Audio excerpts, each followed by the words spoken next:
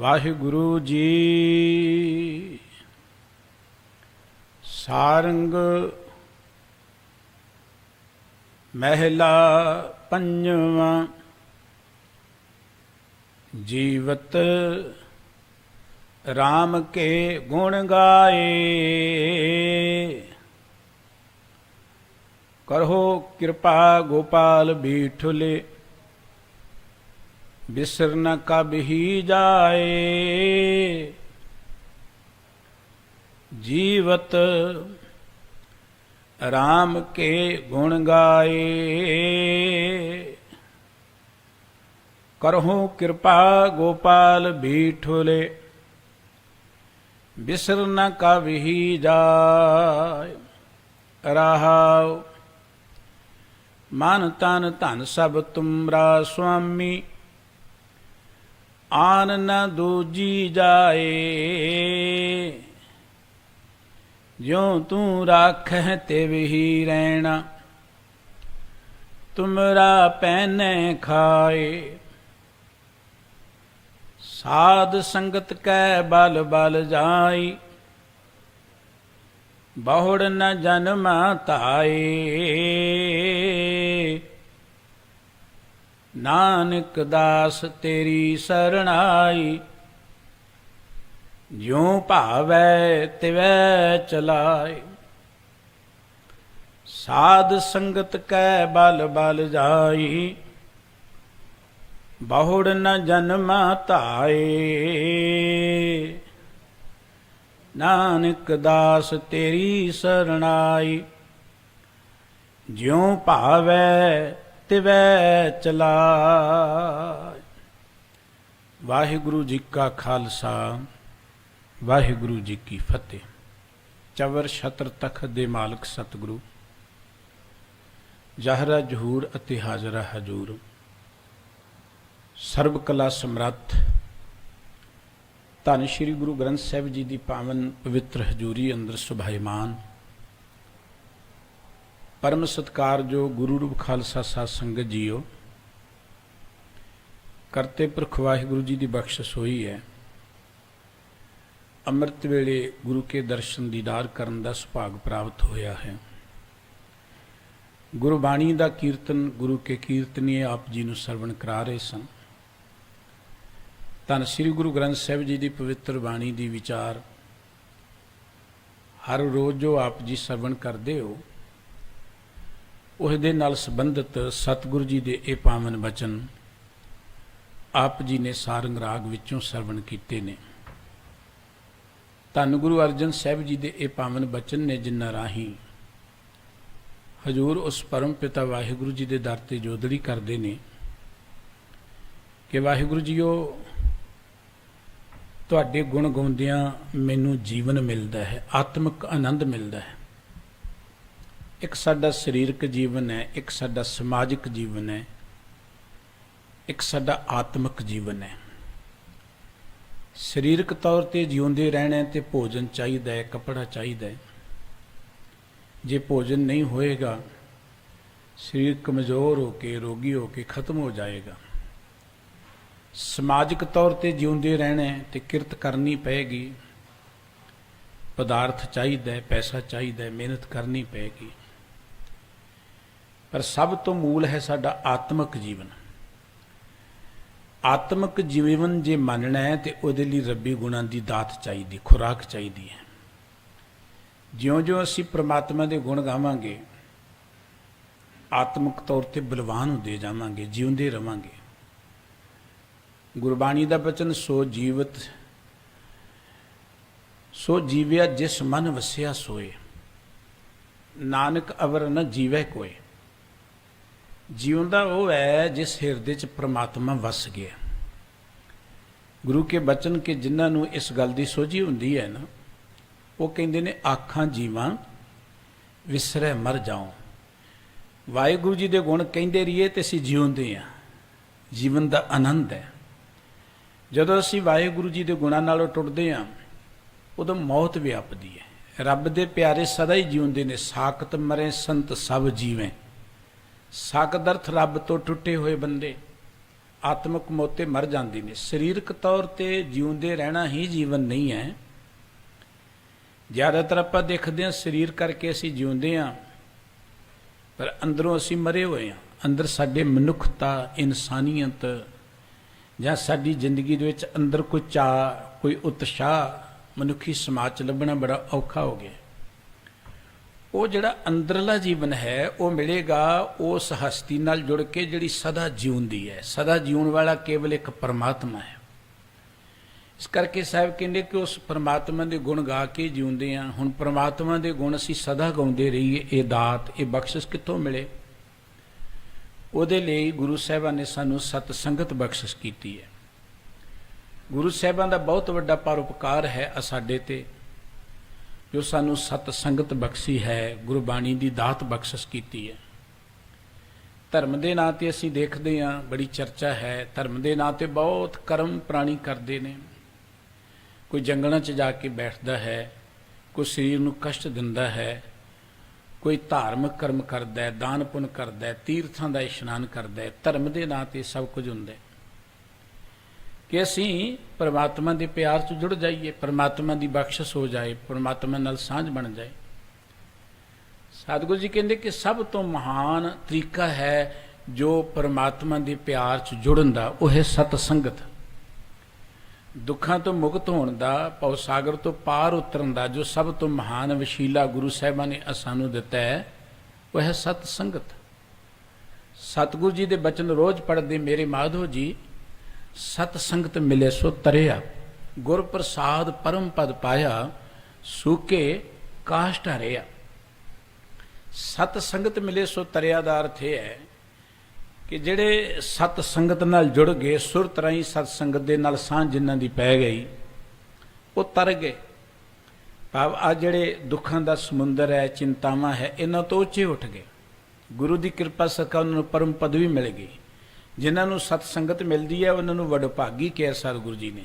ਗੁਰੂ ਕਾ ਬਚਨ ਜੋ ਸਤਿਗੁਰ ਸਰਣ ਸੰਗਤ ਨਹੀਂ ਆਏ, ਤ੍ਰਿਗ ਜੀਵੇ ਤ੍ਰਿਗ ਜੀਵਾਸ। ਜਿਨ ਹਰ ਜਨ ਸਤਿਗੁਰ ਸੰਗਤ ਪਾਈ, ਤਿਨ ਧੁਰ ਮਸਤਕ ਲਿਖਿਆ ਲਿਖਾਸ। ਧੰਨ ਧੰਨ ਸਤ ਸੰਗਤ ਹਰਸ ਪਾਇਆ, ਮਿਲ ਜਨ ਨਾਨਕ ਨਾਮ ਪ੍ਰਗਾਸ। ਇਹ ਸਤ ਸੰਗਤ ਧੰਨ ਹੈ ਜਿੱਥੇ ਆ ਕੇ ਸਾਨੂੰ ਹਰ ਰਸ ਮਿਲਦਾ ਹੈ। ਹਰੀ ਦੇ ਰਸ ਨੂੰ ਮੰਨਣਾ ਤੇ ਉਹ ਸਤ ਸੰਗਤ ਹੀ ਹੈ। ਹਰੀ ਦੇ ਪਿਆਰ ਜੋੜਨਾ ਤੇ ਉਹ ਸਤ ਸੰਗਤ ਹੈ। ਗੁਰਬਾਣੀ ਕਹਿੰਦੀ ਵਿੱਚ ਸੰਗਤ ਹਰ ਪ੍ਰਭ ਵਸੇ ਜੀਓ। ਸੰਗਤ ਵਿੱਚ ਪ੍ਰਮਾਤਮਾ ਵਸਦਾ ਹੈ। ਜ਼ਿੰਦਗੀ ਦੇ ਅੰਦਰ ਪ੍ਰਮਾਤਮਾ ਦੇ ਪਿਆਰ 'ਚ ਜੁੜਨ ਦੇ ਲਈ ਸਾਨੂੰ ਸੋਝੀ ਹੋਣੀ ਚਾਹੀਦੀ, ਗਿਆਨ ਹੋਣਾ ਚਾਹੀਦਾ। ਪ੍ਰਮਾਤਮਾ ਤੇ ਸਾਰੇ ਥਾਵਾਂ ਤੇ ਹੈ। ਪਰਮਾਤਮਾ ਸਰਬ ਵਿਆਪਕ ਹੈ, ਸਾਡੇ ਅੰਦਰ ਵੀ ਹੈ, ਸਾਡੇ ਬਾਹਰ ਵੀ ਹੈ, ਪਰ ਸਾਨੂੰ ਉਹਦੀ ਸੋਝੀ ਹੋਣੀ ਚਾਹੀਦੀ ਹੈ, ਗਿਆਨ ਹੋਣਾ ਚਾਹੀਦਾ। ਉਹ ਗਿਆਨ ਕਿੱਥੋਂ ਮਿਲੇਗਾ? ਸਾਧ ਸੰਗਤ ਮਿਲ ਬੁੱਧ ਵਿਵੇਕ। ਜਿਉਂ-ਜਿਉਂ ਸਤ ਸੰਗਤ ਵਿੱਚ ਆਵਾਂਗੇ ਸਾਡੇ ਅੰਦਰ ਵਿਵੇਕ ਮਤ ਪੈਦਾ ਹੋਏਗੀ। ਗੁਰੂ ਕਾ ਇੱਕ ਅੰਮ੍ਰਿਤ ਬਚਨ ਕੇ ਸਾਧ ਸੰਗ ਜੋ ਤੁਮੇ ਮਿਲਾਇਓ, ਤੋ ਸੁਣੀ ਤੁਮਾਰੀ ਬਾਣੀ, ਆਨੰਦ ਭਇਆ ਪੇਖਤੀ ਨਾਨਕ ਪ੍ਰਤਾਪ ਪੁਰਖ ਨਿਰਬਾਣੀ। ਵਾਹਿਗੁਰੂ ਜੀ ਜਦੋਂ ਤੁਸੀਂ ਕਿਰਪਾ ਕਰਕੇ ਸਤ ਸੰਗਤ 'ਚ ਲੈ ਆਏ ਨਾ, ਇੱਥੇ ਆ ਕੇ ਮੈਂ ਤੁਹਾਡੀ ਬਾਣੀ ਸਿਫਤ ਸਲਾਹ ਸੁਣੀ। ਮਨੁੱਖ ਕਬਰਾਂ ਤੇ ਚਲਿਆ ਜਾਏ, ਉੱਥੇ ਕੋਈ ਰੱਬ ਦਾ ਗਿਆਨ ਥੋੜ੍ਹਾ ਮਿਲੇਗਾ। ਉੱਥੇ ਸਿਰਫ ਇਹ ਕਹਿਣਗੇ ਇੱਥੇ ਆਓ, ਇਹ ਕੁਝ ਰੱਖੋ, ਇੰਨੇ ਦਿਨ ਆਓ। ਮਨੁੱਖ ਜਿੱਥੇ ਮਰਜ਼ੀ ਚਲਿਆ ਜਾਏ, ਕਬਰਾਂ ਤੇ ਚਲਿਆ ਜਾਏ, ਮਨੁੱਖ ਜੰਗਲਾਂ ਚਲਿਆ ਜਾਏ, ਮਨੁੱਖ ਮੂਰਤੀਆਂ ਨੂੰ ਪੂਜ ਲੇ, ਜੋ ਮਰਜ਼ੀ ਕਰ ਲੇ, ਪਰਮਾਤਮਾ ਦਾ ਗਿਆਨ ਉੱਥੋਂ ਨਹੀਂ ਮਿਲੇਗਾ। ਤੇ ਗਿਆਨ ਤੋਂ ਬਿਨਾਂ ਸਾਡੀ ਪਰਮਾਤਮਾ ਨਾਲ ਸਾਂਝ ਬਣਨੀ ਨਹੀਂ ਹੈ। ਉਹ ਗਿਆਨ ਮਿਲੇਗਾ ਸਤ ਸੰਗਤ ਵਿੱਚੋਂ। ਇਸ ਕਰਕੇ ਸਤਿਗੁਰੂ ਜੀ ਨੇ ਬਚਨ ਕਹੇ ਨੇ ਕਿ ਜਦੋਂ ਸਤ ਸੰਗਤ ਵਿੱਚ ਆਏ, ਸਾਧ ਸੰਗ ਜੋ ਤੁਮੇ ਮਿਲਾਇਓ, ਤੋ ਸੁਣੀ ਤੁਮਾਰੀ ਬਾਣੀ। ਸਾਧ ਸੰਗਤ ਦਾ ਅਰਥ ਕੋਈ ਮਨੁੱਖਾਂ ਦਾ ਇਕੱਠ ਨਹੀਂ ਹੈ, ਜਾਂ ਬਹੁਤਾ ਜਾਂ ਵੱਧ ਘੱਟ ਨਹੀਂ ਹੈ। ਸਤ ਸੰਗਤ ਜਿੱਥੇ ਸਤ ਦੀ ਗੱਲ ਹੁੰਦੀ ਹੈ ਉਹਨੂੰ ਸਤ ਸੰਗਤ ਕਿਹਾ ਜਾਂਦਾ ਹੈ। ਸਤ ਸੰਗਤ ਕੈਸੀ ਜਾਣੀਏ, ਜਿੱਥੇ ਇੱਕੋ ਨਾਮ ਵਖਾਣੀ ਹੈ, ਜਿੱਥੇ ਇੱਕ ਵਾਹਿਗੁਰੂ ਜੀ ਦੇ ਪ੍ਰਭੂ ਦੇ ਨਾਮ ਦੀ ਚਰਚਾ ਹੋਏ, ਉਹ ਸਤ ਸੰਗਤ। ਜਿੱਥੇ ਸੱਚ ਦੀ ਗੱਲ ਹੋਏ, ਉਹ ਸਤ ਸੰਗਤ ਹੈ। ਸਤ ਸੰਗਤ ਵਿੱਚ ਆ ਕੇ ਜਦੋਂ ਪਰਮਾਤਮਾ ਦੀ ਸਿਫਤ ਸਲਾਹ ਆਪਾਂ ਸੁਣਦੇ ਹਾਂ, ਆਨੰਦ ਪਿਆ ਪੇਖਤ ਹੀ ਨਾਨਕ ਪ੍ਰਤਾਪ ਪੁਰਖ ਨਿਰਬਾਣੀ। ਗੁਰੂ ਬਾਬਾ ਜੀ ਕਹਿੰਦੇ ਕਿ ਮੈਂ ਉਸ ਪਰਮ ਪਿਤਾ ਵਾਹਿਗੁਰੂ ਜੀ ਦਾ ਪ੍ਰਤਾਪ ਜਦੋਂ ਦੇਖਿਆ ਤੇ ਆਨੰਦ ਬਣ ਗਿਆ ਜ਼ਿੰਦਗੀ ਦੇ ਅੰਦਰ।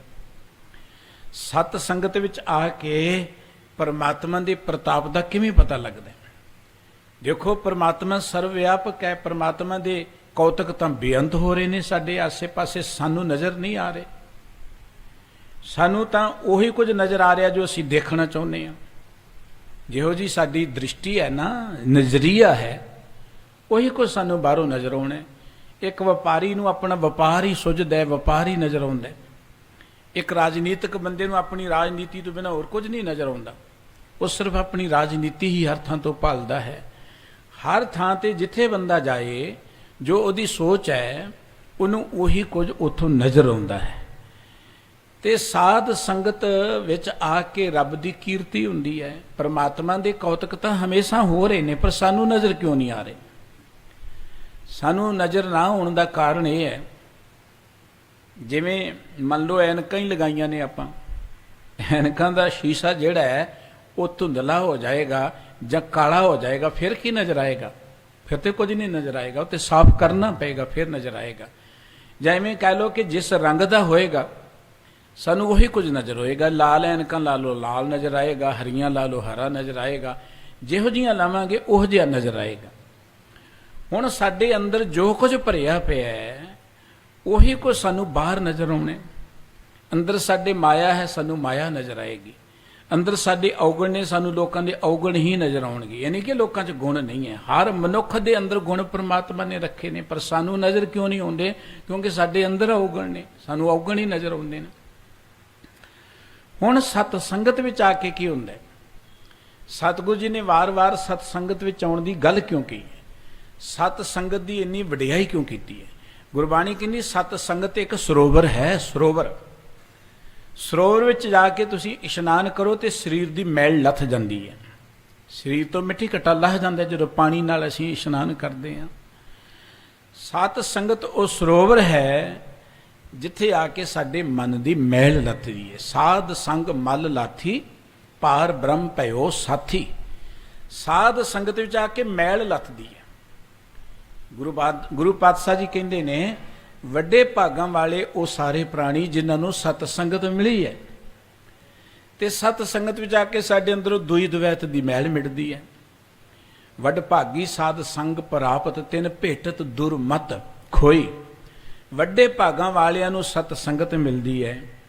ਤੇ ਸਤ ਸੰਗਤ ਨੂੰ ਜੇ ਅਸੀਂ ਭੇਟ ਲਈਏ ਇਹਦਾ ਅਰਥ ਇੱਕ ਤੇ ਸਰੀਰਕ ਤੌਰ ਤੇ ਆਪਾਂ ਹੁੰਨੇ ਆ, ਇਹ ਵੀ ਸਾਡੇ ਵੱਡੇ ਭਾਗ ਨੇ ਜੋ ਸਰੀਰ ਕਰਕੇ ਆਪਾਂ ਸਤਸੰਗ 'ਚ ਬੈਠਦੇ ਹਾਂ। ਪਰ ਸਰੀਰ ਦੀ ਮੈਲ ਤੇ ਪਾਣੀ ਨਾਲ ਲੱਥਣੀ, ਉਹਦੇ ਅਸੀਂ ਸਵੇਰੇ ਇਸ਼ਨਾਨ ਕਰਕੇ ਆਉਂਦੇ ਹਾਂ, ਸਾਫ ਸੁਥਰੇ ਹੋ ਕੇ ਆਉਂਦੇ ਹਾਂ। ਹੁਣ ਕਿਹੜੀ ਮੈਲ ਲੱਥਣੀ ਸਤਸੰਗ 'ਚ? ਉਹ ਮੈਲ ਲੱਥਣੀ ਹੈ ਸਾਡੀ ਸੁਰਤ ਤੇ ਜਿਹੜੀ ਜੰਮੀ ਪਈ ਹੈ। ਉਹ ਮੈਲ ਹੈ ਅਗਿਆਨਤਾ ਦੀ, ਉਹ ਮੈਲ ਹੈ ਅੰਧ ਵਿਸ਼ਵਾਸ ਦੀ, ਉਹ ਮੈਲ ਹੈ ਵਹਿਮਾਂ ਭਰਮਾਂ ਦੀ, ਉਹ ਮੈਲ ਹੈ ਦੁਈ ਦੁਵੈਤ ਦੀ। ਸਤ ਸੰਗਤ ਉਹ ਸਰੋਵਰ ਹੈ ਜਿੱਥੇ ਆ ਕੇ ਸਾਡੀ ਸੁਰਤ ਦੀ ਮੈਲ ਲੱਥਦੀ ਹੈ। ਸੁਰਤ ਦਾ ਇਸ਼ਨਾਨ ਕਰਾਂਗੇ ਤਾਂ ਹੀ ਲੱਥੇਗੀ ਨਾ। ਸਰੋਵਰ ਦੇ ਕੰਢੇ ਕੰਢੇ ਤੇ ਕੋਈ ਫਿਰ ਕੇ ਆ ਜਾਏ ਤੇ ਉਹਦੇ ਸਰੀਰ ਦੀ ਮੈਲ ਥੋੜ੍ਹਾ ਲੱਥੇਗੀ, ਜਾਂ ਕੇਵਲ ਟੂਬੀ ਮਾਰ ਕੇ ਬਾਹਰ ਨਿਕਲੇ ਤਾਂ ਵੀ ਨਹੀਂ ਲੱਥੇਗੀ। ਉਹ ਤੇ ਮਲ ਮਲ ਕੇ ਨਾਵਾਂਗੇ ਤਾਂ ਹੀ ਲੱਥੇਗੀ ਨਾ। ਸਤ ਸੰਗਤ ਵਿੱਚ ਆ ਕੇ ਜਦੋਂ ਸਾਡੀ ਸੁਰਤ ਦਾ ਇਸ਼ਨਾਨ ਹੋਵੇਗਾ, ਸਾਨੂੰ ਸਾਡੇ ਸਤਿਗੁਰੂ ਜੀ ਨੇ ਕਿਹਾ ਹੈ ਕਿ ਮਾਘ ਮਜਨ ਸੰਗ ਸਾਧੂਆਂ ਧੂੜੀ ਕਰ ਇਸ਼ਨਾਨ। ਸਾਧੂਆਂ ਦੀ ਸੰਗਤ ਵਿੱਚ ਆ ਕੇ ਇਸ਼ਨਾਨ ਕਰ, ਚਰਨ ਧੂੜ 'ਚ ਇਸ਼ਨਾਨ ਕਰ। ਇੱਥੇ ਆ ਕੇ ਇਸ਼ਨਾਨ ਕਰੇਗਾ, ਮੈਲ ਲੱਥੇਗੀ। ਤੇ ਗੁਰੂ ਬਾਬਾ ਜੀ ਕਹਿੰਦੇ ਸਾਧ ਸੰਗ ਮਲ ਲਾਥੀ। ਜਦੋਂ ਸਾਧ ਸੰਗਤ ਵਿੱਚ ਮੈਲ ਲੱਥੀ, ਉਹਦਾ ਕਾਰਨ ਇਹ ਹੈ, ਸਾਧ ਸੰਗਤ 'ਚ ਮੈਲ ਲੱਥਣ ਦਾ ਗੁਰਬਾਣੀ ਕਹਿੰਦੇ ਸੰਤ ਸਰੋਵਰ ਨਹਾਵੈ ਸੋ ਜਨ ਪਰਮਗਤ ਪਾਵੈ, ਮਰੇ ਨਾ ਆਵੇ ਜਾਈ ਹਰ ਹਰ ਨਾਮ ਧਿਆਈ। ਜਿਹੜਾ ਸਤ ਸੰਗਤ ਸਰੋਵਰ 'ਚ ਆ ਕੇ ਇਸ਼ਨਾਨ ਕਰਦਾ ਨਾ, ਉਹ ਪਰਮਗਤੀ ਨੂੰ ਪ੍ਰਾਪਤ ਹੋ ਜਾਂਦਾ। ਇਸ਼ਨਾਨ ਕਰਦਾ ਭਾਵ ਜੀ ਦੀ ਸੁਰਤ ਜਿਹੜੀ ਜੁੜ ਜਾਂਦੀ ਹੈ। ਜਿਹੜਾ ਸਾਧ ਸੰਗਤ ਵਿੱਚ ਆਉਂਦਾ, ਸਤ ਸੰਗਤ ਨੂੰ ਭੇਟਣ ਦੇ ਨਾਲ ਭਾਵ ਜਦੋਂ ਸਾਡੀ ਸੁਰਤ ਸਤ ਸੰਗਤ ਵਿੱਚ ਜਾ ਕੇ ਵਾਹਿਗੁਰੂ ਜੀ ਦੇ ਪਿਆਰ 'ਚ ਜੁੜ ਜਾਂਦੀ, ਟਿਕ ਜਾਂਦੀ ਹੈ। ਤਿਨ ਭੇਟਤ ਦੁਰਮਤ ਖੋਈ। ਦੇਖੋ ਪਾਰਸਿਕ ਪੱਥਰ ਗਿਣਿਆ ਜਾਂਦਾ ਹੈ। ਕਹਿੰਦੇ ਨੇ ਪਾਰਸ ਦੀ ਇਹ ਖੂਬੀ ਹੈ, ਉਹਦੇ ਨਾਲ ਕੋਈ ਧਾਤ ਲਗਾ ਦਿਓ ਨਾ, ਉਹ ਸੋਨਾ ਬਣ ਜਾਂਦੀ ਹੈ। ਧਾਤ ਲਗਾਓ ਤੇ ਸੋਨਾ ਬਣ ਜਾਂਦੀ, ਲੋਹਾ ਲਗਾ ਦਿਓ ਸੋਨਾ ਬਣ ਜਾਂਦਾ ਹੈ। ਪਰ ਉਹ ਤਾਂ ਬਣੇਗਾ ਜੇ ਉਹਨੂੰ ਸਪਰਸ਼ ਕਰੇਗਾ, ਟੱਚ ਹੋਏਗਾ ਤਾਂ। ਜੇ ਟੱਚ ਨਹੀਂ ਕਰੇਗਾ ਤਾਂ ਫਿਰ ਨਹੀਂ ਬਣੇਗਾ। ਸਾਡੀ ਸੁਰਤ ਜਿਹੜੀ ਹੈ ਉਹਦੇ 'ਚ ਦੁਰਮਤ ਉਦੋਂ ਮਿਟੇਗੀ ਜਦੋਂ ਸਤ ਸੰਗਤ ਵਿੱਚ ਆ ਕੇ ਸਤ ਸੰਗਤ ਨੂੰ ਭੇਟਾਂਗੇ। ਸਾਡੀ ਸੁਰਤ ਸਤ ਸੰਗਤ ਵਿੱਚ ਆ ਕੇ ਜੁੜ ਜਾਏਗੀ ਸ਼ਬਦ ਦੇ ਨਾਲ। ਬਿਜਲੀ ਦੇ ਅਸੀਂ ਦੇਖੋ ਕਨੈਕਸ਼ਨ ਔਨ ਕਰਦੇ ਹਾਂ, ਬਟਨ ਔਨ ਕਰਦੇ ਹਾਂ, ਲਾਈਟ ਜਗ ਜਾਂਦੀ, ਪੱਖਾ ਚੱਲ ਜਾਂਦਾ ਹੈ, ਹੋਰ ਜਿੰਨੇ ਵੀ ਟੂਲ ਨੇ ਉਹ ਚੱਲ ਜਾਂਦੇ ਨੇ। ਪਰ ਜੇ ਔਨ ਨਹੀਂ ਕਰਾਂਗੇ ਫਿਰ ਥੋੜ੍ਹਾ ਚੱਲਣਗੇ। ਉਵੇਂ ਬਿਜਲੀ ਹੈ, ਤਾਰਾਂ ਲੱਗੀਆਂ ਨੇ, ਸਵਿਚ ਨੇ, ਬਲਬ ਨੇ, ਪੱਖੇ ਨੇ, ਚੱਲਦੇ ਨਹੀਂ ਹੈ ਕਿਉਂਕਿ ਉਹ ਅਜੇ ਕਨੈਕਸ਼ਨ ਜੁੜਿਆ ਨਹੀਂ ਹੈ। ਜਦੋਂ ਕਨੈਕਸ਼ਨ ਜੁੜੇਗਾ ਉਦੋਂ ਹੀ ਇਹ ਸਭ ਕੁਝ ਚੱਲੇਗਾ। ਬਿਲਕੁਲ ਜਦੋਂ ਸਾਡੀ ਸੁਰਤ ਦਾ ਕਨੈਕਸ਼ਨ ਸ਼ਬਦ ਨਾਲ ਜੁੜ ਗਿਆ, ਸ਼ਬਦ ਦੇ ਨਾਲ, ਉਦੋਂ ਹੀ ਸਾਡੀ ਜ਼ਿੰਦਗੀ 'ਚੋਂ ਦੁਰਮਤ ਮਿਟ ਜਾਏਗੀ, ਉਦੋਂ ਸਾਡੇ ਅੰਦਰੋਂ ਮੈਲ ਮਿਟ ਜਾਏਗੀ, ਉਦੋਂ ਸਾਡੀ ਸੁਰਤ ਪਵਿੱਤਰ ਹੋ ਜਾਏਗੀ, ਉਦੋਂ ਸਾਡੀ ਸੁਰਤ ਜਿਹੜੀ ਆ ਤਰ ਜਾਏਗੀ, ਭਉ ਸਾਗਰ ਤੋਂ ਪਾਰ ਉਤਰ ਜਾਏਗੀ। ਕੋਈ ਡਰ ਨਹੀਂ ਜ਼ਿੰਦਗੀ ਅੰਦਰ ਰਹੇਗਾ। ਡਰ ਉਹਨਾਂ ਚਿਰ ਜਿੰਨਾ ਚਿਰ ਸੁਰਤ ਸਾਡੀ ਜੁੜੀ ਨਹੀਂ ਹੈ। ਗੁਰਬਾਣੀ ਵਿੱਚ ਸਤਿਗੁਰੂ ਜੀ ਨੇ ਸਤ ਸੰਗਤ ਦੀ ਕਿੱਡੀ ਵੱਡੀ ਵਡਿਆਈ ਕੀਤੀ ਹੈ। ਬੇਅੰਤ ਬਚਨ ਨੇ ਸਤ ਸੰਗਤ ਦੇ। ਗੁਰੂ ਅਰਜਨ ਸਾਹਿਬ ਜੀ ਦੇ ਬਿਲਾਵਲ ਰਾਗ 'ਚ ਕਿੰਨੇ ਪਿਆਰੇ ਬਚਨ ਕਿ ਦੁਨੀਆ ਦੇ ਲੋਕੋ, ਅਕਸਰ ਅਸੀਂ ਕਹਿੰਦੇ ਕਿ ਪਹਾੜ ਤੇ ਚੜ੍ਹਨਾ ਬੜਾ ਔਖਾ ਹੈ, ਤੇ ਵੈਸੇ ਵੀ ਜਿਹੜਾ ਬੰਦਾ ਅਪੰਗ ਹੈ, ਜਿਹਨੂੰ ਆਪਾਂ ਪਿੰਗਲਾ ਕਹਿੰਦੇ, ਉਹ ਕਿੱਥੇ ਚੜ੍ਹੇਗਾ? ਉਹ ਤੁਰ ਹੀ ਨਹੀਂ ਸਕਦਾ, ਉਹਨੇ ਪਹਾੜ ਤੇ ਕੀ ਚੜ੍ਹਨਾ ਹੈ? ਅੰਨੇ ਆਦਮੀ ਨੂੰ ਜਿਹਦੇ ਕੋਲ ਅੱਖਾਂ ਨਹੀਂ ਹੈ, ਦੇਖਣਾ ਔਖਾ ਹੈ, ਉਹ ਕਿੱਥੋਂ ਦੇਖੇਗਾ? ਉਹਦੇ ਕੋਲ ਨੇਤਰ ਨਹੀਂ ਹੈ, ਬੋਲੇ ਨੂੰ ਸੁਣਨਾ ਬੜਾ ਔਖਾ ਹੈ। ਪਰ ਸਤਿਗੁਰੂ ਜੀ ਕਹਿੰਦੇ ਨੇ ਬਿਲਕੁਲ ਇੱਦਾਂ। ਜਦੋਂ ਪਰਮਾਤਮਾ ਦੀ ਗੱਲ ਆਉਂਦੀ ਹੈ ਨਾ, ਤੇ ਆਪਾਂ ਕਹਿੰਦੇ ਜੀ ਬੜਾ ਔਖਾ ਕੰਮ ਹੈ ਰੱਬ ਵਾਲੇ ਬੰਨੇ ਲੱਗਣਾ। ਔਰ ਰੱਬ ਦੇ ਵਾਲੇ ਬੰਨੇ ਲੱਗੇ ਹੋਏ ਪ੍ਰਾਣੀਆਂ ਨੇ ਇਹਨੂੰ ਹੋਰ ਔਖਾ ਕਰਕੇ ਪੇਸ਼ ਕੀਤਾ। ਬੜਾ ਔਖਾ ਕੰਮ ਹੈ ਇਹ ਤਾਂ ਬਹੁਤ ਔਖਾ ਕੰਮ ਹੈ ਜੀ, ਇਹ ਕੋਈ ਸੌਖਾ ਕੰਮ ਨਹੀਂ ਹੈ। ਤਾਂ ਜ਼ਿੰਦਗੀ ਮਾਰਨੀ ਪੈਂਦੀ ਹੈ। ਤੁਸੀਂ ਦੇਖਦੇ ਹੋ ਰੱਬ ਦੇ ਨਾਮ ਤੇ ਨਾਮ ਜਪਣ ਦੇ ਨਾਂ ਤੇ ਕਈਆਂ ਦਾ ਬੜਾ ਜ਼ੋਰ ਲੱਗਦਾ ਹੈ, ਤੇ ਦੁਨੀਆ ਦੇਖ ਕੇ ਕਹਿੰਦੀ ਇਹੋ ਜਿਹਾ ਨਾਮ ਅਸੀਂ ਨਹੀਂ ਜਪ ਸਕਦੇ, ਇੰਨਾ ਔਖਾ ਜਿਹੜਾ। ਹਾਲਾਂਕਿ ਨਾਮ ਜਪਣਾ ਔਖਾ ਨਹੀਂ ਸੀ। ਨਾਮ ਜਪਣ ਦਾ ਅਰਥ ਵਾਹਿਗੁਰੂ ਜੀ ਦਾ ਸ਼ੁਕਰਾਨਾ ਕਰਨਾ ਸੀ। ਉਹ ਤੇ ਆਪਾਂ ਕਿਰਤ ਵਿਰਤ ਕਰਦੇ ਹਾਂ, ਕਰ ਸਕਦੇ, ਬੜਾ ਸੋਹਣਾ। ਲੇਕਿਨ ਕਿਉਂਕਿ ਧਰਮ ਨੂੰ ਬਹੁਤ ਇੱਕ ਉਲਝਣ ਬਣਾ ਦਿੱਤਾ ਗਿਆ, ਧਰਮ ਨੂੰ ਇੱਕ ਬਹੁਤ ਇਹੋ ਜਿਹੀ ਚੀਜ਼ ਬਣਾ ਦਿੱਤਾ ਕਿ ਹਰ ਬੰਦਾ ਕਹਿੰਦਾ ਨਾ ਜੀ ਧਰਮ ਦਾ ਮਾਰਗ ਬੜਾ ਔਖਾ ਹੈ, ਔਰ ਧਰਮ ਨੂੰ ਬੜਾ ਔਖਾ ਬਣਾ ਕੇ ਪੇਸ਼ ਕੀਤਾ ਗਿਆ। ਹਾਲਾਂਕਿ ਧਰਮ ਜ਼ਿੰਦਗੀ ਅੰਦਰ ਧਾਰਨ ਕਰਨਾ ਹਰ ਮਨੁੱਖ ਦਾ ਫਰਜ਼ ਹੈ, ਡਿਊਟੀ ਹੈ, ਉਹਦੇ ਤੋਂ ਬਿਨਾਂ ਮਨੁੱਖ ਮੁਰਦਾ ਹੈ। ਲੇਕਿਨ ਕਿਉਂਕਿ ਕੁਝ ਅਖੌਤੀ ਧਾਰਮਿਕ ਲੋਕਾਂ ਨੇ ਧਰਮ ਨੂੰ, ਨਾਮ ਨੂੰ ਇਸ ਤਰੀਕੇ ਦੇ ਨਾਲ ਲੋਕਾਂ ਦੇ ਸਾਹਮਣੇ ਰੱਖਿਆ, ਦੁਨੀਆ ਕਹਿੰਦੀ ਨਾ ਜੀ ਇਹ ਤੇ ਕੰਮ ਬੜਾ ਔਖਾ ਹੈ, ਇਹ ਨਹੀਂ ਅਸੀਂ ਕਰ ਸਕਦੇ। ਪਰਿਵਾਰ ਨਹੀਂ ਛੱਡਿਆ ਜਾ ਸਕਦਾ, ਕਾਰੋਬਾਰ ਨਹੀਂ ਛੱਡਿਆ ਜਾ ਸਕਦਾ। ਸਾਡੇ ਸਤਿਗੁਰੂ ਜੀ ਨੇ ਤੇ ਮਾਰਗ ਇਹੋ ਜਿਹਾ ਦਿੱਤਾ ਸੀ, ਹਸੰਦਿਆਂ, ਖਿਲੰਦਿਆਂ, ਖਵੰਦਿਆਂ, ਪਹਿਨੰਦਿਆਂ ਵਿੱਚੇ ਹੋਵੇ ਮੁਕਤ। ਸਾਨੂੰ ਤੇ ਜੁਗਤ ਦਿੱਤੀ ਹੈ ਕਿ ਹੱਸਦਿਆਂ, ਖੇਡਦਿਆਂ, ਖਾਂਦਿਆਂ, ਪੀਂਦਿਆਂ, ਕਾਰੋਬਾਰ ਚਰਿੰਦਿਆਂ, ਪਰਿਵਾਰ ਚਰਿੰਦਿਆਂ, ਦੁਨੀਆ ਦੇ ਸੁੱਖ ਮਾਣਦਿਆਂ, ਗੱਡੀਆਂ ਕਾਰਾਂ ਤੇ ਹੂਟੇ ਲੈਂਦਿਆਂ, ਘਰਾਂ ਚ ਰਹਿੰਦਿਆਂ ਅਸੀਂ ਰੱਬ ਦੇ ਪਿਆਰ ਜੋੜਨਾ। ਪਰ ਧਾਰਮਿਕ ਲੋਕੀ ਤਾਂ ਕਹਿੰਦੇ ਨਾ ਨਾ, ਜੇ ਕਿਤੇ ਆਪਾਂ ਇਹੋ ਜਿਹੀ ਚੀਜ਼ ਰੱਖ ਲਈ ਤੇ ਬੜਾ ਔਖਾ ਹੋ ਜਾਏਗਾ। ਲੇਕਿਨ ਗੁਰਮਤਿ ਨੇ ਜੋ ਮਾਰਗ ਦਿੱਤਾ ਉਹ ਸੀ ਕਿ ਸਤ ਸੰਗਤ ਦੇ ਰਾਹੀਂ ਪਰਮਾਤਮਾ ਦੇ ਪਿਆਰ ਜੋੜਨਾ। ਮੈਂ ਬੇਨਤੀ ਕਰ ਰਿਹਾ ਕਿ ਦੁਨੀਆ ਕਹਿੰਦੀ ਰੱਬ ਵਾਲੇ ਬੰਨੇ ਜੁੜਨਾ ਤੇ ਇਦਾਂ ਹੈ ਜਿਵੇਂ ਨਾ ਪਿੰਗਲਾ ਪਹਾੜ ਤੇ ਨਹੀਂ ਚੜ ਸਕਦਾ, ਜਿਵੇਂ ਅੱਖਾਂ ਤੋਂ ਹੀਣਾ ਬੰਦਾ ਦੇਖ ਨਹੀਂ ਸਕਦਾ। ਤੁਹਾਨੂੰ ਗੁਰੂ ਅਰਜਨ ਸਾਹਿਬ ਜੀ ਕਹਿੰਦੇ ਦੁਨੀਆ ਦੇ ਲੋਕੋ ਆਓ ਤੁਹਾਨੂੰ ਦਸੀਏ ਮਹਿਮਾ ਸਾਧੂ ਸੰਗ ਕੀ, ਸੁਨੋ ਮੇਰੇ ਮੀਤਾ, ਮੈਲ ਖੋਈ ਕੋਟ ਅਗ ਹਰੇ, ਨਿਰਮਲ ਭੈ ਚੀਤਾ। ਐ ਮੇਰੇ ਮਿੱਤਰ ਤੈਨੂੰ ਸਾਧ ਸੰਗਤ ਦੀ ਮਹਾਨਤਾ ਦਸੀਏ, ਧਿਆਨ ਦੇ ਨਾਲ ਸੁਣ। ਸਾਧ ਸੰਗਤ ਦੀ ਮਹਾਨਤਾ ਇਹ ਸਭ ਤੋਂ ਪਹਿਲਾਂ ਸਾਧ ਸੰਗਤ ਚਾਹੀਏ ਤੇ ਇੱਥੇ ਮੈਲ ਮਿਟਦੀ ਹੈ, ਦੁਰਮਤ ਮਿਟਦੀ ਹੈ, ਸੁਰਤ ਨਿਰਮਲ ਹੁੰਦੀ ਹੈ, ਮਨ ਪਵਿੱਤਰ ਹੁੰਦਾ ਹੈ। ਮਨ ਦੇ ਵਿੱਚ ਇੰਨੀ ਤਾਕਤ ਹੈ, ਮਨ ਇੰਨਾ ਪ੍ਰਬਲ ਹੈ, ਜੇ ਮਨ ਪਵਿੱਤਰ ਹੋਏ, ਪਿਓਰ ਹੋਵੇ ਤੇ ਮਨ ਦੇ ਅੱਗੇ ਤੇ ਕੋਈ ਕੰਮ ਔਖਾ ਨਹੀਂ ਹੈ। ਮਨ ਤੇ ਰੱਬ ਬਣ ਸਕਦਾ ਹੈ, ਰੱਬ। ਮਨ ਪਰਮਾਤਮਾ ਤੋਂ ਬਾਅਦ ਅਗਰ ਕੋਈ ਪਾਵਰਫੁੱਲ ਤੇ ਉਹ ਮਨ ਹੈ ਮਨੁੱਖ ਦਾ। ਇਹਦੇ ਵਰਗਾ ਕੋਈ ਪਾਵਰਫੁੱਲ ਨਹੀਂ, ਕੋਈ ਦੇਵਤਾ ਇਹਦੇ ਵਰਗਾ ਪਾਵਰਫੁੱਲ ਨਹੀਂ ਹੈ, ਕੋਈ ਦੈਂਤ ਇਹਦੇ ਵਰਗਾ ਪਾਵਰਫੁੱਲ ਨਹੀਂ, ਕੋਈ ਚੀਜ਼ ਪਾਵਰਫੁੱਲ ਨਹੀਂ। ਪਰ ਮਨ ਪਵਿੱਤਰ ਹੋਏ, ਮਨ ਸਾਫ਼ ਹੋਏ। ਸਤਿਗੁਰੂ ਜੀ ਕਹਿੰਦੇ ਆ ਮੇਰੇ ਮਿੱਤਰ ਦੇਖ ਸਤ ਸੰਗਤ ਦੀ ਮਹਿਮਾ, ਮੈਲ ਖੋਈ ਕੋਟ ਅਗ ਹਰੇ, ਨਿਰਮਲ ਭੈ ਚੀਤਾ। ਸਤ ਸੰਗਤ ਵਿੱਚ ਆ ਕੇ ਮੈਲ ਮਿਟਦੀ ਹੈ, ਸਤ ਸੰਗਤ ਵਿੱਚ ਆ ਕੇ ਦੁਈ ਦਵੈਤ ਮਿਟਦੀ ਹੈ। ਇੱਥੇ ਆ ਕੇ ਚਿੱਤ ਨਿਰਮਲ ਹੁੰਦਾ ਹੈ। ਤੇ ਜਦੋਂ ਚਿੱਤ ਨਿਰਮਲ ਹੋ ਗਿਆ, ਸਤਿਗੁਰੂ ਜੀ ਕਹਿੰਦੇ ਫਿਰ ਪਿੰਗਲ ਪਰਬਤ ਪਾਰ ਪਰੇ ਖਲ ਚਤਰ ਬਕੀਤਾ। ਪਿੰਗਲਾ ਵੀ ਪਹਾੜੀ ਚੜ ਜਾਏਗਾ। ਇੰਨੀ ਤਾਕਤ ਆ ਜਾਂਦੀ ਸਾਡੇ ਮਨ 'ਚ, ਜਿਹਨੂੰ ਅਸੀਂ ਕਹਿੰਦੇ ਪਿੰਗਲਾ ਹੈ, ਕਰ ਕੁਝ ਨਹੀਂ ਸਕਦਾ। ਇਹ ਪਹਾੜ ਵਰਗੇ ਕੰਮ ਨੂੰ ਸਰ ਕਰਨ ਦੇ ਸਮਰੱਥ ਹੋ ਜਾਂਦਾ। ਪਰ ਕਦੋਂ? ਜਦੋਂ ਸਤਸੰਗ 'ਚ ਆ ਕੇ ਨਿਰਮਲ ਹੁੰਦਾ। ਅੰਦਰੋਂ ਮਨੁੱਖ ਇਰਾਦਾ ਕਰ ਲੇ, ਕਿਸੇ ਕੰਮ ਦਾ ਇਰਾਦਾ ਕਰ ਲੇ, ਅੰਦਰੋਂ ਪਵਿੱਤਰ ਹੋਏ, ਦ੍ਰਿੜ ਹੋਏ, ਤੇ ਕੋਈ ਇਹੋ ਜਿਹਾ ਕੰਮ ਨਹੀਂ ਜਿਹੜਾ ਨਾ ਹੋ ਸਕਦਾ ਹੋਏਗਾ। ਮਨ ਨੂੰ ਹੀ ਤੇ ਸਵਾਰਨਾ, ਮਨ ਨੂੰ ਹੀ ਸੁਧਾਰਨਾ, ਮਨ ਨੂੰ ਪਿਓਰ ਕਰਨਾ ਹੀ ਔਖੀ ਗੱਲ ਹੈ। ਉਹ ਮਨ ਹੁੰਦਾ ਹੀ ਸਤ ਸੰਗਤ ਵਿੱਚ ਆ ਕੇ ਪਵਿੱਤਰ ਹੈ। ਸਾਹਿਬ ਕਹਿੰਦੇ ਫਿਰ ਸਾਡਾ ਇਹ ਮਨ ਪਿੰਗਲੇ ਵਰਗਾ ਜਿਹੜਾ ਹੈ ਨਾ, ਇਹ ਤੇ ਪਹਾੜ ਨੂੰ ਪਾਰ ਕਰ ਲਏਗਾ। ਪਿੰਗਲ ਪਰਬਤ ਪਾਰ ਪਰੇ ਖਾਲ ਚਤਰ ਬਕੀਤਾ ਖਾਲ, ਕਹਿੰਦੇ ਮੂਰਖ ਨੂੰ, ਇਹ ਜਿਹੜਾ ਮਨ ਮੂਰਖ ਜਿਹਾ ਆਪਾਂ ਕਹਿੰਦੇ ਮੂਰਖੇ ਨੂੰ ਪਤਾ ਨਹੀਂ, ਇਹ ਬੜਾ ਸਿਆਣਾ ਚਤਰ ਬਣ ਜਾਏਗਾ। ਅੰਦਲੇ ਤ੍ਰਿਭਵਨ ਸੂਝਿਆ ਗੁਰ ਭੇਟ ਪਨੀਤਾ, ਇਹ ਅੰਨਾ ਸਾਡਾ ਮਨ ਜਿਹਨੂੰ ਕਹਿੰਦੇ ਪਤਾ ਹੀ ਕੋਈ ਨਹੀਂ, ਸੋਝੀ ਕੋਈ ਨਹੀਂ ਹੈ। ਦੇਖੋ ਨਾ, ਜੇ ਸਾਨੂੰ ਸੋਝੀ ਹੋਏ ਤੇ ਅਸੀਂ ਦੇਖਾ ਦੇਖੀ ਇੱਟਾਂ ਨੂੰ ਮੱਥੇ ਟੇਕੇ ਚਲੀ ਜਾਈਏ, ਜੇ ਸਾਨੂੰ ਸੋਝੀ ਹੋਏ ਤੇ ਐਵੇਂ ਮਿੱਟੀ ਦੀਆਂ ਢੇਰੀਆਂ ਤੇ ਮੱਥੇ ਟੇਕੀ ਚਲੀ ਜਾਈਏ, ਜੇ ਸਾਨੂੰ ਸੋਝੀ ਹੋਏ ਤੇ ਪਸ਼ੂਆਂ ਦੇ ਅੱਗੇ ਹੀ ਝੁਕੇ ਚਲੀ ਜਾਈਏ, ਐਵੇਂ ਬੰਦਿਆਂ ਦੇ ਪੈਰਾਂ ਤੇ ਮੱਥੇ ਟੇਕੀ ਚਲੇ। ਸੋਝੀ ਨਾ ਹੋਣ ਕਰਕੇ ਹੀ ਹੈ ਨਾ। ਜਿਵੇਂ ਜਿਸ ਬੰਦੇ ਨੂੰ ਨਜ਼ਰ ਨਹੀਂ ਆਉਂਦਾ ਉਹ ਜਿੱਧਰ ਮਰਜ਼ੀ ਤੁਰਿਆ ਫਿਰਦਾ, ਨਜ਼ਰ ਨਹੀਂ ਆਉਂਦਾ, ਉਹਦੇ ਵੱਸ ਦੀ ਗੱਲ ਨਹੀਂ ਹੈ। ਤੇ ਗੁਰਬਾਣੀ ਕਹਿੰਦੀ ਹੈ ਕਿ ਅਸੀਂ ਵੀ ਦਰਅਸਲ ਸੁਰਤ ਕਰਕੇ ਅੰਨੇ ਆ, ਪਰ ਜਦੋਂ ਸਤ ਸੰਗਤ ਵਿੱਚ ਆਵਾਂਗੇ ਇੱਥੇ ਗਿਆਨ ਦੇ ਨੇਤਰ ਮਿਲਣਗੇ। ਅੰਦਲੇ ਤ੍ਰਿਭਵਨ ਸੂਝਿਆ ਗੁਰ ਭੇਟ ਪਨੀਤਾ, ਇੱਥੇ ਸਾਡਾ ਇਹ ਮਨ ਜਿਹੜਾ ਅੰਨਾ ਹੋਇਆ ਹੈ ਨਾ, ਮਾਇਆ ਧਾਰੀ ਅਤ ਅੰਨਾ ਭੋਲਾ, ਇਹਨੂੰ ਤਿੰਨਾਂ ਭਵਨਾਂ ਦੀ ਸੋਝੀ ਹੋ ਜਾਏਗੀ। ਇਹ ਗੁਰੂ ਨੂੰ ਭੇਟ ਕੇ ਪਵਿੱਤਰ ਹੋ ਜਾਏਗਾ। ਸਤ ਸੰਗਤ ਦੀ ਬੇਅੰਤ ਮਹਿਮਾ ਸਤਿਗੁਰੂ ਜੀ ਨੇ ਵਰਣਨ ਕੀਤੀ ਹੈ। ਸਤ ਸੰਗਤ ਉਹ ਅਸਥਾਨ ਹੈ, ਆਪਾਂ ਅਕਸਰ ਕਹਿੰਦੇ ਕਿ ਸਾਡਾ ਮਨ ਸੁੱਤਾ ਹੋਇਆ, ਮਨ ਸੁੱਤਾ ਪਿਆ, ਕਿਉਂਕਿ ਜੇ ਅਸੀਂ ਜਾਗਦੇ ਹੋਈਏ ਤੇ ਫਿਰ ਤੇ ਨਾ ਇਹੋ ਜਿਹੇ ਕੰਮ ਹੋਣ। ਜਦੋਂ ਬੰਦੇ ਨੂੰ ਜਾਗ ਆਉਂਦੀ ਫਿਰ ਬੰਦਾ ਪਛਤਾਉਂਦਾ ਬੜਾ। ਏਡੀ ਵੱਡੀ ਜ਼ਿੰਦਗੀ ਵਾਹਿਗੁਰੂ ਜੀ ਨੇ ਦਿੱਤੀ ਹੈ, ਸਾਰੀ ਜ਼ਿੰਦਗੀ ਸੁੱਤਿਆਂ ਲੰਘ ਜਾਂਦੀ ਹੈ।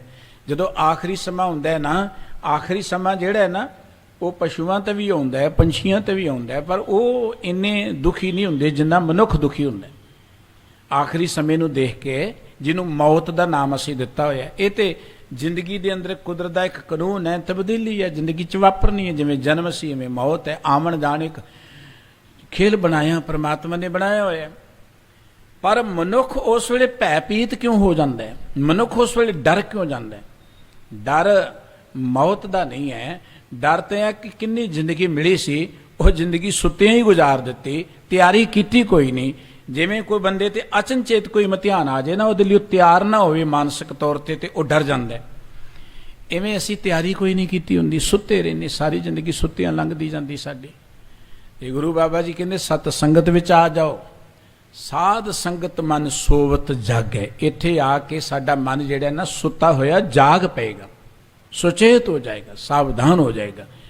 ਸਤਿਗੁਰੂ ਗੁਰੂ ਅਰਜਨ ਸਾਹਿਬ ਜੀ ਮਹਾਰਾਜ ਵਾਹਿਗੁਰੂ ਜੀ ਦੇ ਨਾਮ ਦੀ ਚਰਚਾ ਕਰਦੇ ਆ, ਫਿਰ ਵਾਹਿਗੁਰੂ ਜੀ ਦੇ ਦਰ ਤੋਂ ਜਾਚਨਾ ਕਰਦੇ, ਵਾਹਿਗੁਰੂ ਜੀ ਸਾਨੂੰ ਸਤ ਸੰਗਤ ਦਿਓ ਤਾਂ ਕਿ ਅਸੀਂ ਸਤ ਸੰਗਤ ਰਾਹੀਂ ਪ੍ਰਮਾਤਮਾ ਜੀਓ ਤੁਹਾਡੇ ਪਿਆਰ 'ਚ ਜੁੜ ਕੇ ਭਉ ਸਾਗਰ ਤੋਂ ਪਾਰ ਉਤਰ ਸਕੀਏ।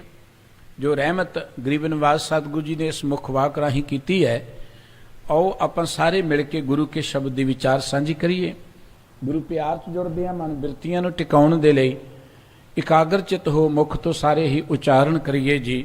ਸਤਨਾਮ ਸ੍ਰੀ ਵਾਹਿਗੁਰੂ ਜੀ। ਸਾਰੰਗ ਮਹਿਲਾ ਪੰਜਵਾਂ। ਜੀਵਤ ਰਾਮ ਕੇ ਗੁਣ ਗਾਏ। ਸਤਿਗੁਰੂ ਗੁਰੂ ਅਰਜਨ ਸਾਹਿਬ ਜੀ ਮਹਾਰਾਜ ਦੇ ਇਹ ਪਾਵਨ ਬਚਨ ਗੁਰੂ ਗ੍ਰੰਥ ਸਾਹਿਬ ਜੀ ਦੇ ਪਵਿੱਤਰ ਅੰਕ 1223 ਤੇ ਅੰਕਿਤ ਹਨ। ਸਤਿਗੁਰੂ ਜੀ ਕਹਿੰਦੇ ਜੀਵਤ ਰਾਮ ਕੇ ਗੁਣ ਗਾਏ। ਭਾਈ ਉਸ ਰਾਮ ਦਾ ਅਰਥ ਜਿਹੜਾ ਰਮਿਆ ਹੋਇਆ ਪਰਮਾਤਮਾ ਵਿਆਪਕ ਹੈ, ਜਿਹੜਾ ਸਾਰੇ ਥਾਵਾਂ ਤੇ, ਉਹ ਜਿਹੜਾ ਸਰਵ ਵਿਆਪਕ ਵਾਹਿਗੁਰੂ ਹੈ, ਪ੍ਰਭੂ ਹੈ ਨਾ, ਇਹ ਉਹਦੇ ਗੁਣ ਗਾ ਕੇ ਹੀ ਮੈਂ ਜਿਉਂਦਾ ਹਾਂ, ਜਿਉਂਦਾ ਹੋ ਗਿਆ, ਅੰਦਰੋਂ ਇੱਕ ਜੀਵਨ ਮਿਲ ਗਿਆ। ਕਰੋ ਕਿਰਪਾ ਗੋਪਾਲ ਬੀਠਲੇ, ਬਿਸਰ ਨ ਕਬ ਹੀ ਜਾਏ। ਗੋਪਾਲ ਦਾ ਅਰਥ ਹੈ ਜੋ ਪ੍ਰਿਥਵੀ ਨੂੰ ਪਾਲਣ ਵਾਲਾ ਹੈ। ਗੋ ਮੈਣਾ ਪ੍ਰਿਥਵੀ, ਪਾਲ ਮੈਣਾ ਪਾਲਣਾ ਕਰਨ ਵਾਲਾ, ਸਮੁੱਚੇ ਜੀਵਾਂ ਦੀ ਪਾਲਣਾ ਕਰਨ ਵਾਲਾ, ਪ੍ਰਿਥਵੀ ਦੇ ਜੀਵਾਂ ਦੀ ਪਾਲਣਾ ਕਰਨ ਵਾਲਾ ਜੋ ਪਰਮਾਤਮਾ ਹੈ। ਬੀਠਲੇ ਮਰਾਠੀ ਦਾ ਸ਼ਬਦ ਹੈ, ਭਗਤ ਜਨਾਂ ਨੇ ਬੜਾ ਪਿਆਰਾ ਨਾਮ ਪਰਮਾਤਮਾ ਦਾ ਰੱਖਿਆ, ਬੀਠਲ। ਬੀਠਲ ਦਾ ਅਰਥ ਹੈ ਬੇਸਠਲ, ਬੇਸਥਲ, ਮਾਇਆ ਤੋਂ ਪਰੇ, ਬੇਸਥਲ, ਮਾਇਆ ਤੋਂ ਪਰੇ ਜਿਹਦਾ ਥਾਂ ਹੈ, ਮਾਇਆ ਤੋਂ ਨਿਰਲੇਪ ਕਹਿ ਲਓ। हे ਮਾਇਆ ਤੋਂ ਨਿਰਲੇਪ ਪਰਮ ਪਿਤਾ ਵਾਹਿਗੁਰੂ, ਸ੍ਰਿਸ਼ਟੀ ਨੂੰ ਪਾਲਣਹਾਰ ਪਰਮ ਪਿਤਾ ਵਾਹਿਗੁਰੂ, ਮੇਰੇ ਤੇ ਇਹ ਦਇਆ ਦ੍ਰਿਸ਼ਟੀ ਕਰੋ, ਮੈਨੂੰ ਬਖਸ਼ਿਸ਼ ਕਰ ਦਿਓ, ਬਿਸਰ ਨਾ ਕਬਹੀ ਜਾਏ, ਮੈਨੂੰ ਕਦੀ ਵੀ ਤੁਹਾਡਾ ਨਾਮ ਭੁੱਲੇ ਹੀ ਨਾ, ਕਦੀ ਤੁਹਾਡੀ ਯਾਦ ਭੁੱਲੇ ਨਾ, ਕਿਉਂਕਿ ਤੁਹਾਡੇ ਗੁਣ ਗਾਉਂਦਾ ਹੀ ਮੈਂ ਜਿਉਂਦਾ ਹਾਂ, ਤੁਹਾਡੇ ਗੁਣ ਹੀ ਮੇਰੀ ਜ਼ਿੰਦਗੀ ਦਾ ਆਧਾਰ ਹੈ। ਕਿਸੇ ਜਿਉਂਦੀ ਚੀਜ਼ ਨੂੰ ਚੇਤੇ ਰੱਖਾਂਗੇ ਤੇ ਅਸੀਂ ਵੀ ਜਿਉਂਦੇ ਹੋ ਜਾਵਾਂਗੇ। ਮੁਰਦਾ ਚੀਜ਼ਾਂ ਨਾਲ ਜੁੜ ਕੇ ਆਪਾਂ ਵੀ ਮੁਰਦੇ ਹੋ ਗਏ। ਅਸੀਂ ਅਕਸਰ ਕਹਿੰਦੇ ਕਿ ਇਨਸਾਨੀਅਤ ਮੁੱਕਦੀ ਜਾਂਦੀ ਹੈ, ਮਨੁੱਖਤਾ ਮਰਦੀ ਜਾਂਦੀ ਹੈ। ਉਹ ਮਨੁੱਖਤਾ ਦੇ ਮਰਨ ਦਾ ਕਾਰਨ ਇਹ ਹੈ ਕਿ ਮਨੁੱਖ ਦੀ ਸਾਂਝ ਹੀ ਮਰੀਆਂ ਚੀਜ਼ਾਂ ਦੇ ਨਾਲ ਹੈ। ਇਹ ਸਾਰੀਆਂ ਜੜ ਚੀਜ਼ਾਂ ਨੇ ਜਿਨ੍ਹਾਂ ਦੇ ਨਾਲ ਮਨੁੱਖ ਦੀ ਸਾਂਝ ਹੈ। ਤੇ ਜੇ ਅਸੀਂ ਮਰੀਆਂ ਚੀਜ਼ਾਂ ਦੇ ਵਿੱਚ ਹੀ ਸੁਰਤ ਰੱਖਾਂਗੇ ਤੇ ਅੰਦਰੋਂ ਜਿਉਂਦੇ ਕਿਵੇਂ ਹੋਵਾਂਗੇ? ਜਿਉਂਦਾ ਤੇ ਕੇਵਲ ਇੱਕ ਪਰਮਾਤਮਾ ਹੈ। ਇਸ ਕਰਕੇ ਪਰਮਾਤਮਾ ਦੇ ਪਿਆਰ ਜੁੜਾਂਗੇ, ਅਸੀਂ ਵੀ ਜਿਉਂਦੇ ਹੋ ਜਾਵਾਂਗੇ। ਜੈਸਾ ਸੇਵੇ ਤੈਸੋ ਹੋਏ, ਜਿਹੋ ਜੇ ਇਸ਼ਟ ਦੀ ਅਸੀਂ ਆਰਾਧਨਾ ਕਰਾਂਗੇ ਉਹੋ ਜਿਹੇ ਹੀ ਬਣ ਜਾਵਾਂਗੇ। ਤੇ ਗੁਰਬਾਣੀ ਕਹਿੰਦੀ ਜੇ ਸਦਾ ਲਈ ਜਿਉਂਦੇ ਹੋਣਾ ਹੈ ਫਿਰ ਸਦਾ ਪਰਮਾਤਮਾ ਦੇ ਗੁਣ ਗਾਇਆ ਕਰੋ, ਪਰਮਾਤਮਾ ਦੀ ਕੀਰਤੀ ਕਰਿਆ ਕਰੋ। ਜੇ ਕੀਰਤੀ ਕਰੋਗੇ ਜਿਉਂਦੇ ਰਹੋਗੇ। ਵਾਹਿਗੁਰੂ ਅੱਗੇ ਅਰਦਾਸ ਕਰੀਏ, ਵਾਹਿਗੁਰੂ ਜੀ ਸਾਡੇ ਤੇ ਦਇਆ ਕਰੋ, ਕਦੀ ਤੁਹਾਡਾ ਨਾਮ ਸਾਨੂੰ ਭੁੱਲੇ ਹੀ ਨਾ, ਕਦੀ ਵਿਸਰੇ ਨਾ। ਹਰ ਵੇਲੇ ਉੱਠਦੇ ਆਂ, ਬੈਠਦੇ ਆਂ, ਸੁੱਤੇ ਆਂ, ਜਾਗਦੇ ਆਂ, ਤੁਹਾਡੀ ਸਿਫਤ ਸਲਾਹ ਅਸੀਂ ਕਰਦੇ ਰਹੀਏ। ਰਹਾਉ ਮਨ ਤਨ ਧਨ ਸਭ ਤੁਮਰਾ ਸੁਆਮੀ, ਆਨ ਨਾ ਦੂਜੀ ਜਾਏ। ਵਾਹਿਗੁਰੂ ਜੀਓ, ਇਹ ਸਾਡਾ ਧਨ ਤੁਹਾਡਾ ਹੀ ਦਿੱਤਾ ਹੋਇਆ ਹੈ। ਧਨ ਦੇ ਵਿੱਚ ਜਿਹੜਾ ਮਨ ਪਾਇਆ, ਜੀਓ ਪਿੰਡ ਜਿਨ ਸਾਜਿਆ, ਦਿੱਤਾ ਪੈਨ ਖਾਣ। ਸਾਡੇ ਸਰੀਰ ਦੀ ਸਾਜਣਾ ਤੁਸੀਂ ਕੀਤੀ ਹੈ, ਸਾਡੇ ਸਰੀਰ ਵਿੱਚ ਜਿੰਦ ਤੁਸੀਂ ਪਾਈ ਹੋਈ ਹੈ। ਸਾਨੂੰ ਇਸ ਸਰੀਰ ਵਿੱਚ ਰਹਿੰਦੇ ਆ, ਖਾਣ ਪੀਣ ਦੇ ਪਦਾਰਥ ਵੀ ਤੁਹਾਡੀ ਪੈਦਾ ਕੀਤੇ ਹੋਏ ਨੇ। ਇਹ ਸਾਡਾ ਤਨ ਮਨ ਧਨ ਤੁਹਾਡਾ ਹੀ ਦਿੱਤਾ ਹੋਇਆ, ਸਾਡਾ ਤੇ ਕੁਝ ਨਹੀਂ ਹੈ। ਇਹ ਵਾਹਿਗੁਰੂ ਜੀਓ, ਇਹ ਤੁਹਾਡੇ ਅੱਗੇ ਹੀ ਅਰਪਣ ਹੈ। ਮੈਂ ਤਨ ਮਨ ਧਨ ਤੁਹਾਡਾ ਦਿੱਤਾ ਹੋਇਆ ਤੁਹਾਨੂੰ ਭੇਟ ਕਰਕੇ ਕਹਿਣਾ ਕਿ ਆਨ ਨਾ ਦੂਜੀ ਜਾਏ। ਤੁਹਾਡੇ ਤੋਂ ਬਿਨਾ ਮੈਨੂੰ ਹੋਰ ਕੋਈ ਓਟ ਆਸਰਾ ਹੈ ਹੀ ਨਹੀਂ ਹੈ, ਥਾਂ ਹੀ ਕੋਈ ਨਹੀਂ ਹੈ। ਕੋਈ ਥਾਂ ਨਹੀਂ ਜਿੱਥੇ ਅਸੀਂ ਸੁੱਖ ਮਾਣ ਸਕੀਏ ਜ਼ਿੰਦਗੀ ਦਾ। ਗੁਰਬਾਣੀ ਇਹ ਗੱਲ ਕਹਿੰਦੀ ਹੈ ਕਿ ਵਾਹਿਗੁਰੂ ਤੋਂ ਬਿਨਾ ਹੋਰ ਕੋਈ ਸਮਰੱਥ ਹੀ ਨਹੀਂ ਹੈ। ਰਿਜ਼ਕ ਦੇਣ ਵਾਲਾ, ਜੀਵਨ ਦੇਣ ਵਾਲਾ ਕੇਵਲ ਤਾਂ ਕੇਵਲ ਇੱਕ ਪਰਮਾਤਮਾ ਹੈ। ਗੁਰੂ ਅਰਜਨ ਸਾਹਿਬ ਜੀ ਮਹਾਰਾਜ ਨੇ ਪ੍ਰੇਰਣਾ ਕੀਤੀ ਕਿ ਮਾਨੁਖ ਕੀ ਟੇਕ ਬਿਰਥੀ ਸਭ ਜਾਨ, ਦੇਵਨ ਕਹੋ ਏਕ ਹੈ ਭਗਵਾਨ।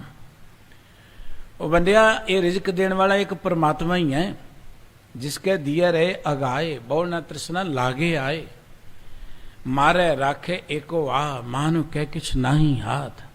ਮਾਰਨ ਵਾਲਾ, ਰੱਖਣ ਵਾਲਾ ਇੱਕ ਪਰਮਾਤਮਾ ਹੈ। ਮਨੁੱਖ ਦੇ ਹੱਥ ਵਿੱਚ ਕੁਝ ਨਹੀਂ ਹੈ। ਰਿਜ਼ਕ ਦੇਣ ਵਾਲਾ ਵਾਹਿਗੁਰੂ ਹੈ।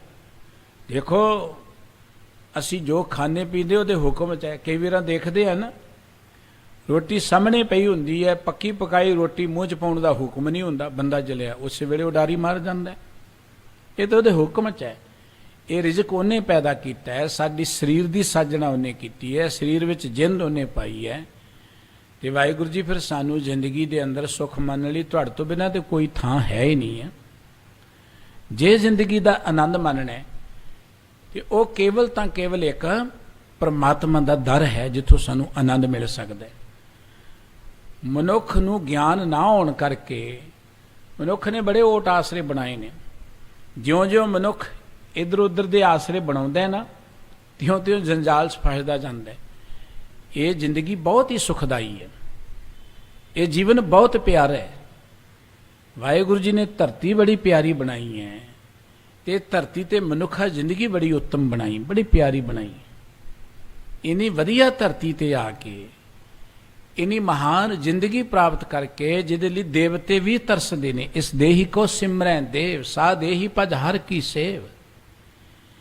ਇਹ ਦੇਹੀ ਜਿਹਦੀ ਵਡਿਆਈ ਕੀਤੀ, ਕਬੀਰ ਮਾਨਸ ਜਨਮ ਦੁਰਲਭ ਹੈ, ਹੋਏ ਨਮ ਬਾਰੰਗ ਬਾਰ। ਜਿਸ ਨੂੰ ਦੁਰਲਭ ਕਿਹਾ ਮਨੁੱਖਾ ਜ਼ਿੰਦਗੀ ਨੂੰ। ਹੁਣ ਇਸ ਜ਼ਿੰਦਗੀ 'ਚ ਆ ਕੇ ਬੰਦਾ ਦੁਖੀ ਬੜਾ ਹੈ, ਪਰੇਸ਼ਾਨ ਹੈ ਬੰਦਾ। ਆਪਾਂ ਦੇਖਦੇ ਹੀ ਹਾਂ, ਪਰੇਸ਼ਾਨੀਆਂ ਦੇ ਵਿੱਚ ਘਿਰਿਆ ਪਿਆ ਹੈ ਬੰਦਾ। ਔਰ ਇੰਨਾ ਘਿਰ ਜਾਂਦਾ, ਕਈ ਵਾਰੀ ਤੇ ਕਹਿੰਦੇ ਜ਼ਿੰਦਗੀ ਦੁੱਖਾਂ ਦਾ ਕਾਰਨ, ਜ਼ਿੰਦਗੀ ਨੂੰ ਖਤਮ ਕਰਨ ਵਾਲੇ ਬੰਨੇ ਤੁਰ ਜਾਂਦਾ। ਬਹੁਤ ਸਾਰੇ ਉਹ ਪ੍ਰਾਣੀ ਨੇ ਜਿਹੜੇ ਆਪਣੀ ਇਸ ਜ਼ਿੰਦਗੀ ਨੂੰ ਆਕਾਰਥ ਹੀ ਗਵਾ ਜਾਂਦੇ, ਬਿਰਥਾ ਗਵਾ ਜਾਂਦੇ ਨੇ, ਆਤਮ ਘਾਤ ਕਰ ਲੈਂਦੇ ਨੇ। ਇੰਨੀ ਵਧੀਆ ਜ਼ਿੰਦਗੀ, ਇੰਨੀ ਮਹਾਨ ਧਰਤੀ, ਇੰਨੀਆਂ ਸੁੱਖ ਸਹੂਲਤਾਂ, ਫਿਰ ਬੰਦਾ ਪਰੇਸ਼ਾਨ ਕਿਉਂ ਹੈ? ਪਰਮਾਤਮਾ ਨੇ ਤੇ ਪਰੇਸ਼ਾਨੀ ਨਹੀਂ ਕੋਈ ਦਿੱਤੀ। ਪਰਮਾਤਮਾ ਚਾਹੁੰਦਾ ਹੀ ਨਹੀਂ ਕੋਈ ਪਰੇਸ਼ਾਨ ਹੋਵੇ। ਉਹ ਪਰੇਸ਼ਾਨੀ ਦਾ ਕਾਰਨ ਇਹ ਹੈ, ਸਤਿਗੁਰੂ ਜੀ ਨੇ ਬਹੁਤ ਪਿਆਰਾ ਬਚਨ ਕਿਹਾ ਕਿ ਆਸਾੜ ਤਪੰਦਾ ਤਿਸ ਲੱਗੇ ਹਰ ਨਾਹੋ ਨ ਜਿੰਨਾ ਪਾਸ, ਜਗ ਜੀਵਨ ਪੁਰਖ ਤਿਆਗ ਕੈ ਮਾਨਸ ਸੰਧੀ ਆਸ, ਦੋਏ ਭਾਏ ਵੇ ਗੁਚੀਏ ਗਲ ਪਈ ਸੁਜਮ ਕੀ ਫਾਸ। ਇਹ ਜ਼ਿੰਦਗੀ ਰੂਪ ਹਾੜ ਦਾ ਮਹੀਨਾ ਦੁਖਦਾਈ ਉਹਨਾਂ ਨੂੰ ਲੱਗਦਾ ਹੈ, ਹਰ ਨਾ ਹੋਣਾ ਜਿੰਨਾ ਪਾਸ, ਜਿਨ੍ਹਾਂ ਦੇ ਅੰਦਰ ਉਸ ਮਾਲਕ ਦਾ, ਪ੍ਰਭੂ ਦਾ ਪਿਆਰ ਹੀ ਨਹੀਂ ਹੈ, ਜਿਨ੍ਹਾਂ ਨੇ ਪ੍ਰਮਾਤਮਾ ਨੂੰ ਭੁਲਾ ਦਿੱਤਾ। ਜਗ ਜੀਵਨ ਪੁਰਖ ਵਿਸਾਰ ਕੇ, ਉਹ ਜੀਵਨ ਦੇਣ ਵਾਲਾ ਜੋ ਪ੍ਰਮਾਤਮਾ, ਸਾਰੇ ਜਗਤ ਨੂੰ ਜ਼ਿੰਦਗੀ ਦੇਣ ਵਾਲਾ, ਰੋਜੀ ਰੋਟੀ ਦੇਣ ਵਾਲਾ ਪ੍ਰਮਾਤਮਾ, ਤੇ ਬੰਦਾ ਮੱਥੇ ਕਬਰਾਂ ਤੇ ਟੇਕੀ ਚਲਿਆ ਜਾਂਦਾ। ਤੁਸੀਂ ਦੇਖਦੇ ਹੀ ਆ, ਰੌਣਕਾਂ ਕਬਰਾਂ ਤੇ ਲੱਗਦੀਆਂ ਨੇ। ਰਿਜ਼ਕ ਦੇਣ ਵਾਲਾ ਪ੍ਰਮਾਤਮਾ, ਤੇ ਅਸੀਂ ਫਿਰ ਕਹਿੰਦੇ ਸ਼ਾਇਦ ਰੱਬ ਨੇ ਸਾਨੂੰ ਰੋਟੀ ਨਹੀਂ ਦਿੰਦੀ ਸੀ। ਮੰਗਦੇ ਹੀ ਪ੍ਰਮਾਤਮਾ ਦੀ ਦਰ ਤੇ ਆ ਕੇ ਦੁਨਿਆਵੀ ਚੀਜ਼ਾਂ, ਮੰਗਦੇ ਦੁਨਿਆਵੀ ਚੀਜ਼ਾਂ। ਬੜੀ ਸੋਹਣੀ ਕਥਾ ਕਿਸੇ ਵਿਦਵਾਨ ਨੇ ਲਿਖੀ ਕਿ ਪਰਮਾਤਮਾ ਦੀ ਤੇ ਮਾਇਆ ਦੀ ਆਪਸ ਵਿੱਚ ਗੱਲਬਾਤ ਹੋ ਰਹੀ। ਪਰਮਾਤਮਾ ਕਹਿੰਦਾ ਮਾਇਆ ਨੂੰ, ਮਾਇਆ ਦੇਖ ਲੋ ਕਿ ਕਿੰਨੀ ਬੰਦਗੀ ਕਰਦੇ ਮੇਰੀ, ਕਿੰਨੇ ਮੇਰਾ ਨਾਮ ਜਪਦੇ ਨੇ। ਤੇ ਮਾਇਆ ਕਹਿੰਦੀ ਪਰਮਾਤਮਾ ਜੀ ਤੁਹਾਨੂੰ ਭੁਲੇਖਾ ਹੈ, ਤੁਹਾਡਾ ਨਹੀਂ ਜਪਦੇ, ਮੇਰਾ ਨਾਮ ਜਪਦੇ ਨੇ। ਪਰਮਾਤਮਾ ਕਹਿੰਦਾ ਦੇਖਦੀ ਨਹੀਂ ਗੁਰਦੁਆਰਿਆਂ 'ਚ ਕਿੰਨੀ ਭੀੜ ਹੈ, ਮੰਦਰਾਂ 'ਚ ਕਿੰਨੀ ਭੀੜ ਹੈ, ਤੀਰਥਾਂ ਤੇ। ਤੇ ਮਾਇਆ ਕਹਿੰਦੀ ਮੇਰੇ ਕਰਕੇ, ਇਹ ਤੁਹਾਡੇ ਕਰਕੇ ਨਹੀਂ ਹੈ। ਪਰਮਾਤਮਾ ਜੀ ਗੁਰਦੁਆਰੇ ਆ ਕੇ ਵੀ ਤੇ ਬੰਦਾ ਮਾਇਆ ਹੀ ਮੰਗਦਾ ਹੈ, ਤੁਹਾਨੂੰ ਥੋੜ੍ਹਾ ਮੰਗਦਾ ਹੈ। ਗੁਰਦੁਆਰੇ 'ਚ ਰਹਿਣ ਵਾਲੇ ਮੇਰੇ ਵਰਗੇ ਬੰਦੇ ਵੀ ਮਾਇਆ ਦੀ ਆਸ ਲਾਈ ਬੈਠੇ ਨੇ, ਰੱਬ ਦੀ ਥੋੜ੍ਹਾ ਆਸ ਲਾਈ ਬੈਠੇ ਨੇ। ਕਹਿੰਦੇ ਪਰਮਾਤਮਾ ਮਨੁੱਖ ਬਣ ਕੇ ਧਰਤੀ ਤੇ ਆ ਗਿਆ, ਮਾਇਆ ਵੀ ਆ ਗਈ, ਚਲੋ ਪਰਖਦੇ ਹਾਂ। ਪਰਮਾਤਮਾ ਤੁਰਿਆ ਜਾਂਦਾ, ਸਵੇਰ ਸਾਰ ਹੈ, ਹੱਥ 'ਚ ਕਮੰਡਲ ਫੜਿਆ, ਇੱਕ ਕੱਪੜਾ ਫੜਿਆ।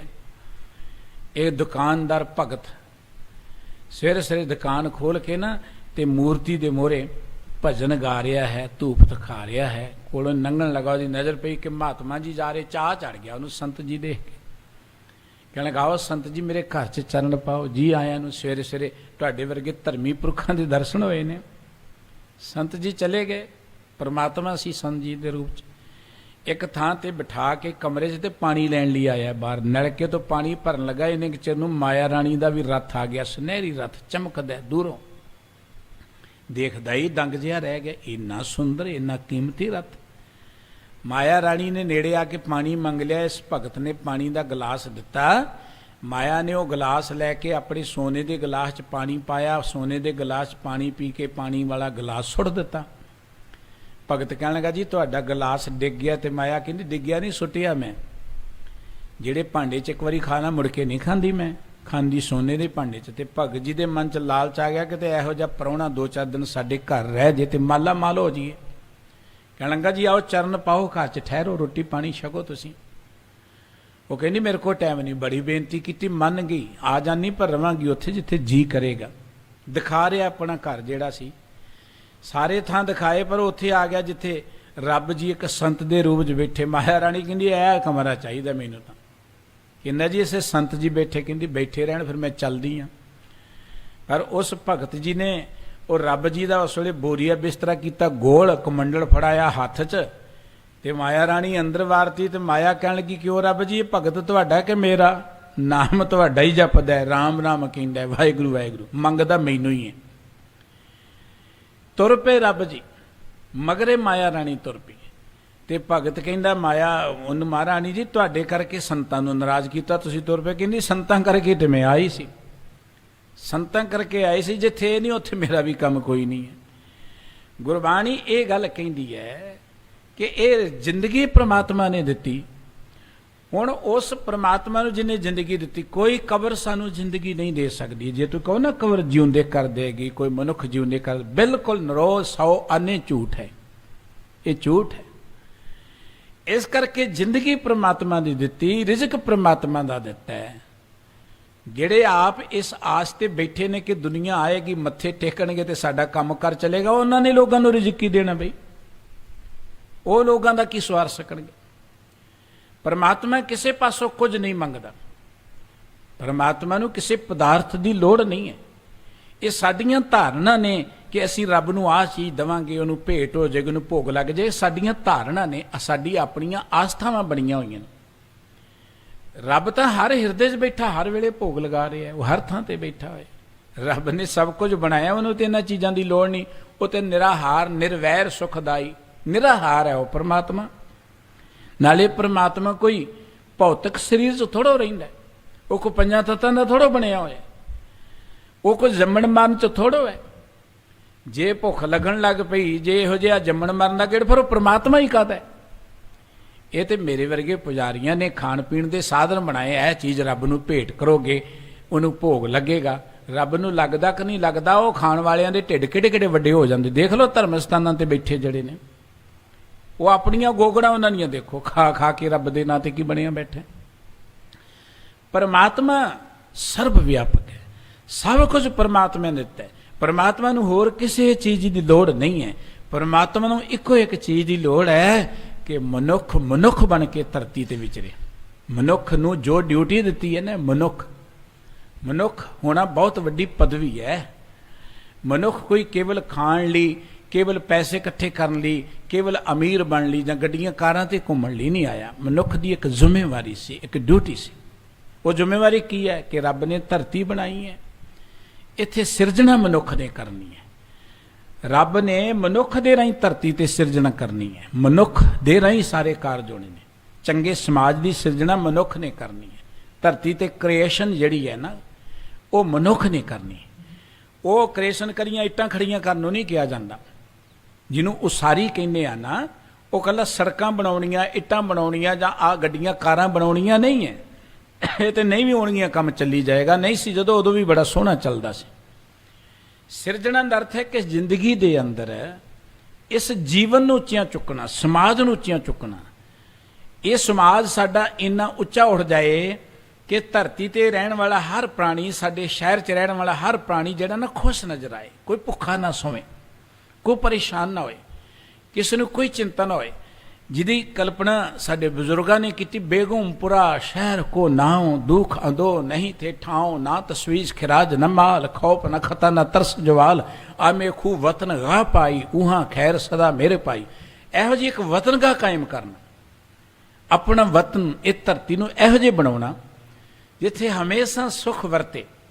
ਇਹ ਨਹੀਂ ਕਿ ਇੱਥੇ ਬੰਬ ਚੱਲ ਗਏ, ਇੰਨੇ ਲੋਕ ਮਰ ਗਏ, ਇੱਥੇ ਦੰਗੇ ਹੋ ਗਏ, ਇੰਨਿਆਂ ਦੇ ਸਿਰ ਪਾੜ ਗਏ, ਇਹਨਾਂ ਦੀ ਇੱਜ਼ਤ ਲੁੱਟੀ। ਇਹ ਕੋਈ ਧਰਤੀ ਹੈ? ਇਹ ਕੋਈ ਸਮਾਜ ਹੈ?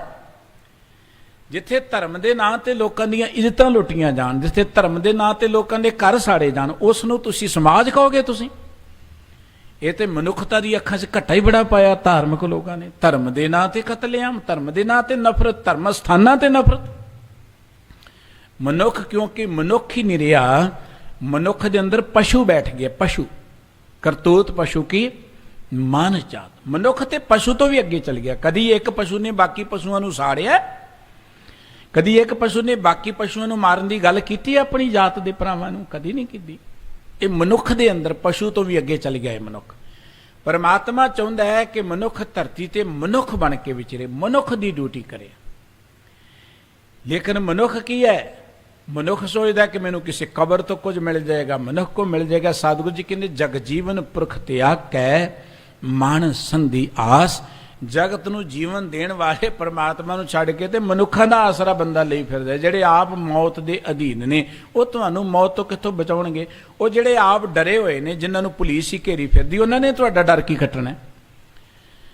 ਜਿਨ੍ਹਾਂ ਨੂੰ ਅਸੀਂ ਸੋਚਦੇ ਨਾ ਕਿ ਸਾਡੇ ਹਾਕਮ ਨੇ, ਸਾਡੇ ਮੁਲਕ ਨੂੰ ਬਚਾਉਣਗੇ, ਸਾਡੇ ਮੁਲਕ ਨੂੰ ਚਲਾਉਣਗੇ, ਬਿਲਕੁਲ ਸੌ ਆਨੇ ਝੂਠ ਹੈ। ਇਹ ਨਹੀਂ ਚਲਾ ਸਕਦੇ ਮੁਲਕ ਨੂੰ। ਮੁਲਕ ਨੂੰ ਚਲਾ ਰਹੇ ਹੋ ਤੁਸੀਂ ਕਿਰਤ ਕਰਨ ਵਾਲੇ ਲੋਕ। ਜੇ ਮੁਲਕ ਟਿਕਿਆ ਹੈ ਨਾ, ਤੇ ਉਹ ਕਿਰਤੀਆਂ ਦੇ ਸਿਰ ਤੇ ਟਿਕਿਆ ਹੈ। ਸਾਰਾ ਦਿਨ ਜਿਹੜੇ ਦੁਕਾਨ ਤੇ ਬਤੀਤ ਕਰ ਦਿੰਦੇ ਨੇ, ਘਰਾਂ ਤੋਂ ਬਾਹਰ ਬਤੀਤ ਕਰਦੇ ਨੇ, ਖੂਨ ਪਸੀਨਾ ਇੱਕ ਕਰਦੇ ਨੇ, ਮੁਲਕ ਤੇ ਉਹਨਾਂ ਦੇ ਸਿਰ ਤੇ ਲਿਆ। ਵਿਹਲੜ ਪਲਦੇ ਤੁਹਾਡੇ ਪੈਸੇ ਦੇ ਤੇ। ਦੇਖੋ ਨਾ, ਕਿਰਤ ਤੁਸੀਂ ਕਰਦੇ ਨੇ, ਇਹ ਮੌਜਾਂ ਮਾਣੀ ਚਲੇ ਜਾਂਦੇ ਨੇ। 4-4 ਲੱਖ ਪੈਨਸ਼ਨਾਂ ਲੱਗੀਆਂ ਨੇ ਵਿਹਲੜ ਬੰਦਿਆਂ ਦੀਆਂ। ਇਹ ਕਿੱਥੋਂ ਲੈਂਦੇ ਨੇ ਪੈਨਸ਼ਨ? ਆਪ ਹਲਵਾਉਂਦੇ ਨੇ ਕਿਤੇ? ਇਹ ਤੁਹਾਡੇ ਪੈਸੇ ਤੋਂ ਲੈਂਦੇ ਨੇ। ਇਸ ਕਰਕੇ ਮੁਲਕ ਚੱਲ ਰਿਹਾ ਹੈ ਕਿਰਤੀਆਂ ਦੇ ਸਿਰ ਤੇ। ਮੁਲਕ ਚੱਲ ਰਿਹਾ ਹੈ ਆਮ ਪਬਲਿਕ ਦੇ ਸਿਰ ਤੇ। ਮਤਾ ਸੋਚੋ ਕਿ ਇਹਨਾਂ ਸਾਡੇ ਮੁਲਕ ਨੂੰ ਚਲਾਉਣਾ। ਇਹ ਬੜਾ ਵੱਡਾ ਭਰਮ ਹੈ। ਇਹ ਮੁਲਕ ਨੂੰ ਡੋਬਣ ਵਾਲੇ ਨੇ, ਮੁਲਕ ਨੂੰ ਵੇਚਣ ਵਾਲੇ ਨੇ, ਲੋਕਾਂ ਨੂੰ ਲੜਾ ਕੇ ਸਮਾਜ ਦੀ ਤਹਿਸ ਨਹਿਸ ਕਰਨ ਵਾਲੇ ਨੇ ਇਹ ਲੋਕ। इस करके मनुख मनुख ही नहीं रहा। मनुखता के नां ते कतलियां, लड़ाइयां, झगड़े अपने स्वार्थ ਨੂੰ हल करने ਦੇ ਲਈ सतगुरु सच्चे पातशाह जी कहने ਦਾ ਕਾਰਨ ਕਿ ਆਪਾਂ ਮਾਨਸ ਸੰਧੀ ਆਸ ਰੱਖੀ ਦੁਖੀ ਤਾਂ ਹਾਂ। केवल ਤਾਂ केवल ਇੱਕੋ ਹੀ ਹੈ, ਪ੍ਰਭ ਤੁਝ ਬਿਨ ਦੂਜਾ ਕੋ ਨਹੀਂ। ਵਾਹਿਗੁਰੂ ਜੀ ਤੁਹਾਡੇ ਤੋਂ ਬਿਨਾਂ ਸਾਡਾ ਕੋਈ ਆਸਰਾ ਨਹੀਂ ਹੈ। ਜਦੋਂ ਆਸਰਾ ਪ੍ਰਮਾਤਮਾ ਨੂੰ ਬਣਾ ਲਵਾਂਗੇ ਨਾ, ਦੇਖੋ ਮਨੁੱਖ ਨਿਰਾਸ਼ ਹੋ ਗਿਆ, ਸਮਾਜ ਦੇ ਅੰਦਰ ਨਿਰਾਸ਼ਤਾ ਪਸਰ ਗਈ। ਗੁਰੂ ਤੇਗ ਬਹਾਦਰ ਸਾਹਿਬ ਜੀ ਦਾ ਜਦੋਂ ਆਪਾਂ ਸਮਾਂ ਦੇਖਦੇ ਹਾਂ, ਹਕੂਮਤ ਵੱਲੋਂ ਵੀ ਜ਼ੁਲਮ ਨੇ, ਕਰਮਕਾਂਡੀਆਂ ਵੱਲੋਂ ਵੀ ਜ਼ੁਲਮ ਨੇ, ਧਰਮ ਦੇ ਨਾਂ ਤੇ ਜ਼ੁਲਮ ਹੈ, ਤੇ ਬੰਦਾ ਕਹਿੰਦਾ ਬਲ ਛੁਟਕਿਓ ਬੰਧਨ ਪਰੇ ਕਛੂ ਨਾ ਹੋਤ ਉਪਾਏ। ਮਹਾਰਾਜ ਹੁਣ ਤੇ ਕੋਈ ਰਸਤਾ ਨਹੀਂ ਲੱਭਦਾ ਦੁੱਖਾਂ ਚੋਂ ਬਾਹਰ ਨਿਕਲਣ ਦਾ। ਹੁਣ ਤੇ ਸਾਡੇ 'ਚ ਤਾਕਤ ਹੀ ਨਹੀਂ ਰਹੀ ਹੈ। ਇਹਨਾਂ ਕੋ ਅਸੀਂ ਜਕੜੇ ਗਏ, ਇਹਨਾਂ ਕੋ ਅਸੀਂ ਬੱਝ ਗਏ, ਬੰਧਨਾਂ 'ਚ ਗੁਲਾਮ ਹੋ ਗਏ ਕਿ ਕੋਈ ਰਸਤਾ ਹੀ ਨਹੀਂ ਲੱਭਦਾ। ਤੇ ਸਤਿਗੁਰੂ ਜੀ ਕਹਿੰਦੇ ਕੋਈ ਘਬਰਾਉਣ ਦੀ ਲੋੜ ਹੀ ਨਹੀਂ ਹੈ। ਅਰਦਾਸ ਕਰੋ, ਕਹੋ ਨਾਨਕ ਅਬੋਟ ਹਰ ਗਜ ਹੋ ਸਹਾਈ। ਅਰਦਾਸ ਕਰੋਗੇ ਬਲ ਹੋਵਾ ਬੰਧਨ ਛੁਟੇ ਸਭ ਕੁਛ ਹੋਤ ਉਪਾਏ।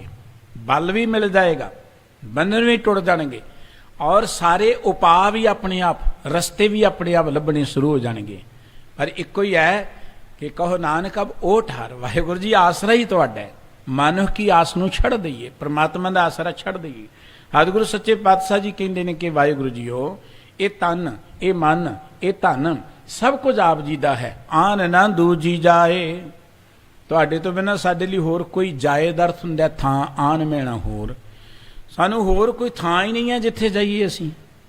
ਤੁਹਾਡੇ ਤੋਂ ਬਿਨਾਂ ਹੋਰ ਕੋਈ ਆਸਰਾ ਨਹੀਂ ਜਿਹੜਾ ਸਾਨੂੰ ਇਹਨਾਂ ਦੁੱਖਾਂ ਤੋਂ ਬਚਾ ਸਕਦਾ। ਕੋਈ ਮਨੁੱਖ ਤੁਹਾਨੂੰ ਦੁੱਖਾਂ ਤੋਂ ਨਹੀਂ ਬਚਾ ਸਕਦਾ।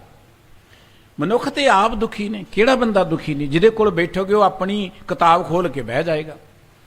गुरु का एक वचन है कि जिस मानस पै करो बेनती सो अपने दुख भरिया। जे असी किसी को जाके अपना रोना रोन लगते ना, वो पहले ही अपना रोना शुरू कर देंगे, वो अपनियां परेशानियां गिनी जाएगा। हर बंदा जिहड़ा है चिंतित ही दिसे सब कोई। हर बंदा ही दुखी है। यह जरूरी नहीं है कि गरीब दुखी है। अमीरां कोल बैठ जाओ, उन्हां दीयां परेशानियां बड़ियां नरालियां जिहां ने, बड़े परेशान ने वो भी। गरीब तो डिप्रैशन च नहीं जाता कदी। कदी कोई गरीब देखिया डिप्रैशन च गया? तुसीं आम जिहड़ा खिरती बंदा है ना, वो कदी डिप्रैशन च नहीं जाता, बहुत घट। ज्यादातर डिप्रैशन च कहो जाते हैं बहुत ज्यादा अमीर, वड्डे वड्डे अहुदियां ते बैठे कारोबारां वाले, क्योंकि परेशानियां बड़ियां ने। गरीब बंदा जिहड़ा ना, गरीब वो कदी खुदकशी नहीं करता। तुसीं देखो किरती बंदा खुदकशी नहीं करता। खुदकशियां कौन करता है? ਜਿਹੜਾ ਮਾਨਸਿਕ ਤੋਂ ਵੱਡੇ ਵੱਡੇ ਅਫਸਰ ਖੁਦਕਸ਼ੀਆਂ ਕਰਦੇ ਨੇ, ਡਾਕਟਰ ਖੁਦਕਸ਼ੀਆਂ ਕਰਦੇ ਦੇਖੇ ਨੇ। ਡਾਕਟਰ ਵੱਡੇ ਵੱਡੇ ਅਮੀਰ, ਸੁਣਦੇ ਨੇ ਬੰਬੇ ਦੀਆਂ ਖਬਰਾਂ, ਐਡਾ ਵੱਡਾ ਐਕਟਰ ਸਵੇਰ ਨੂੰ ਮਿਲਿਆ ਉਹ ਮਰਿਆ ਹੀ ਪਿਆ, ਉਹ ਖੁਦਕਸ਼ੀਆਂ ਕਰਦੇ ਨੇ ਜਿਨ੍ਹਾਂ ਕੋਲ ਬਹੁਤ ਕੁਝ। ਗਰੀਬ ਬੰਦਾ ਨਹੀਂ ਖੁਦਕਸ਼ੀ ਕਰਦਾ। ਗਰੀਬ ਬੰਦਾ ਤੇ ਇੰਨਾ ਅੰਦਰੋਂ ਤਗੜਾ ਹੁੰਦਾ, ਉਹਨੂੰ ਪਤਾ ਹੈ ਕੋਈ ਗੱਲ ਨਹੀਂ, ਆਪਾਂ ਜ਼ਿੰਦਗੀ ਦਾ ਆਨੰਦ ਮਾਣਨਾ। ਜੇ ਗਰੀਬ ਪਰੇਸ਼ਾਨ ਹੈ ਤੇ ਅਮੀਰਾਂ ਦੀਆਂ ਪਰੇਸ਼ਾਨੀਆਂ ਹੋਰ ਵੱਖਰੀਆਂ ਨੇ। एक रोगी परेशान है ना, तो तंदुरुस्तां दीयां परेशानियां भी कोई घट नहीं है। हर बंदा जिधर नज़र मारांगे ना, वो तुहानूं परेशान ही नज़र आएगा। गुरबाणी कहती किहदे कोल अपणियां परेशानियां दसोगे? केवल एक परमात्मा है। परमात्मा दा आसरा लोगे, उहदे तो बिना होर कोई थां नहीं जिथे जाके तुसीं अपनी बेनती करो। जिस मानव करो बेनती सो अपने दुख भरिया। जिहदे कोल भी बेनती करोगे वो तो पहले ही दुखां नाल भरिया पिया। किस मानव पे खोलो गंठड़ी, किहदे कोल अपनी दुखां दी गंढ असीं खोलीए? सतगुरु जी कहते किसी को लोड़ ही नहीं खोलन दी, अपनी गंढ परमात्मा पास खोलो, परमात्मा दा आसरा लो। सतगुरु साहब जी कहते ने कि आन ना दूजी जाए, परमात्मा तो बिना होर कोई थां नहीं है। वाहिगुरु जी प्रभु जी ये तन, ये मन धन तुहाडा ही दिता होया है, मेरे ते कृपा कर दिओ कि मैं सदा तुहाडे ही गुण गावां, तुहाडी कीर्ति करां। सतगुरु जी ने अमृत बचन कहा, वाहिगुरु जीओ सब कुछ दिता होया तुहाडा असीं वरतदे हां, पर एक रहमत ये कर दिओ प्रभ जीओ, तू मेरो प्रभ दाता, कर किरपा प्रभ दीन दयाला, गुण गावो रंग राता। तुसी मेरे प्रभु हो, मालिक हो, तुसी मेरे दाते हो, मेरे ते होर दया दृष्टि कर दिओ। इन्नी दातां दित्तियां ने, वो ये दात दे दिओ कि तुहाडे रंग च प्यार च जुड़ के तुहाडे गुण गाउंदा रहां, ये दात भी मैनूं दे दिओ। सतगुरु जी कहते वाहिगुरु जी मेरे ते दृष्टि करो, करो कृपा गोपाल बीठले, बिसर न कभी ही जाए। प्रभु जी तुसी कदी भुल्लो ही ना मैनू, तुसी सदा चेते रहो। ते साहब कहते कि सदा चेते रही, ज्यों तू राखें तिव ही रहना, तुमरा पैने खाए। वाहिगुरू जी धरती ते हुक्म ते तुहाडा ही चलना है, जिथे तुसी रखोगे उत्थे ही रहना मैं, जिवें तुसी चलाओगे तिवें ही चलना है। देखो जी कोई बंदा मन्ने जां ना मन्ने ये गल वखरी है, ये धरती ते हुंदा उही कुछ है जो परमात्मा करदा है। बंदे नूं बड़ा माण है, बड़ी तरक्की कर ली जी, विग्यान आ गया, चंगी गल है। एक विग्यानक दी रब नाल गलबात हो रही है, रब नूं कहंदा कि रब जी तुसी आ दुनिया बनाई, देखो मैं तुहाडे वर्गियां कई मूर्तां बना लईआं ने, मैं आ कुछ बना लिया। रब ने अगों कहा ठीक है बना लिए, मूर्तां बना लियां ते अपनी मिट्टी भी आप बना तू। कोई बंदा कहे जी मैं जहाज बना ली, ते रब कहेगा लोहा भी अपना बना तू। फिर रब दियां बनाईयां चीज़ां नूं तोड़ भन्न तां कर सकदे, सवार सकदे, विगाड़ सकदे असीं, लेकिन असीं लोहा ते अपना नहीं ना बना सकते, मिट्टी ते अपनी नहीं ना बना सकते। पंज तत्त रब ने जिहड़े बनाए ने असीं कोई छेवां तो नहीं ना बना सकते। पंच तत्त कर तुझ सृष्ट सब साजी, कोई छेवां करिओ जे किस कीता होवे। जिहड़ा बंदा कहंदा मैं कर सकदा, वो छेवां तत्त बना के दसे। मनुख परमात्मा ने बनाया, इहदे च जिंद परमात्मा ने पाई है। कोई मनुख दे विच जिंद पा सकदा है? कदी नहीं पा सकदा, क्योंकि परमात्मा ने जो करना है वही कुछ होना है। ठीक है रब दियां बनाईयां चीज़ां दी तोड़ भन्न मनुख वाधा घाटा कर सकदा है, वो कर रहा है, करना इहदा अधिकार है, इनू हक दिता होया परमात्मा ने। पर यह नहीं कि मनुख ने बहुत कुछ बना लिया, मनुख ने अजे कुछ भी नहीं बनाया। मनुख तो मनुख नहीं बन सकिया, इन्हें बनाना की है? मनुख अजे तक मनुख नहीं बन सकिया, इन्हें बनाना ही की है? ये तो होर ही कुछ बनता जाता है। इस करके सतगुरु जी कहते हैं कि इस धरती ते हुक्म परमात्मा का चलना है। मच्छी पानी च रहिंदी है ना, पानी तो बिना जीओ नहीं सकती। कोई मच्छी कहे जी मैं पानी नूं नहीं मनदी, मने या ना मने पर उसकी जिंदगी पानी तो बिना नहीं है। इसे तरीके नाल कोई मनुख परमात्मा नूं मन्ने या ना मन्ने, कोई ये कहे जी मैं परमात्मा की रजा नूं नहीं मनदा, ना मन्ने, कोई रो के मन ले, कोई हस के मन ले, रजा ते परमात्मा की वरतनी है। जिहड़े वेले उहदा हुक्म हो जाना ना, साडी उदों ही फूक निकल जानी। साडा कोई विग्यान नहीं चलना, इत्थे कोई नहीं चलना। असी थोड़े जे सरीरक तौर पर ढिले होने ना, तो चलो अधिकार है साडा, असी फिर डॉक्टर साहब कोल जाने आ, क्योंकि साडा को थोड़ा बहुता वो हैल्प कर देना, जिंदगी बच जाए। लेकिन कि डॉक्टर नहीं मरदे। हस्पतालों च पिछली जिन्नी महामारी वरती है, घरां च बंदे नहीं मरे, मरे हस्पतालों च जाके नहीं, डॉक्टरों कोल जाके वेंटीलेटर ते पा के मारे गए ने, बचा ही नहीं सके डॉक्टर। जे डॉक्टर बचा सकते बचदी ना दुनिया। वर्ल्ड पद्धर ते जिन्नी दुनिया मरी हस्पतालों च मरी है, जिथों जिंदगी मिलनी सी। कोई उदाहरण दसो कि बंदा घर च मरिया होए? घर सगों लोग जिहड़े अपना ओढ़ पुड़ करके थोड़ा टाइम कढ़ गए ने, थोड़ा बहुता गल वखरी है। ਇਹਦਾ मतलब यह है कि यह नहीं कि डॉक्टर किसी को बचा लेंगे, डॉक्टर साडी थोड़ी बहुती मदद कर सकते हैं, और जिंदगी च लोड़ है डॉक्टर की भी, उन्होंने साडे शरीर की सोझी है, रोगों तो थोड़ी बहुती राहत मिल सकती है, पर डॉक्टर जिंदगी नहीं दे सकते। वो तो डॉक्टर भी कह देंगे जी हुण ते परमात्मा के हथ च ही है, वो अगे अरदास करो, इत्थे साडा कोई जोर नहीं चलता। डॉक्टर भी कहते हैं। डॉक्टर अपने लुधियाने दी घटनावां ने, डॉक्टर साहब दिल के स्पैशलिस्ट हस्पताल च फिर रहे ने, दिल के स्पैशलिस्ट ने। हस्पताल च ही उन्होंने BP वधिया, चैक कराउण लगे ने, देखा कि ते हार्ट अटैक होने वाला है। हस्पताल च ने दिल के स्पैशलिस्ट ने, दौरा कर रहे ने, चुके एंबूलेंस पाया, वड्डे हस्पताल खड़ते जाते जाते नाल डॉक्टर की टीम रस्ते च ही चले गए।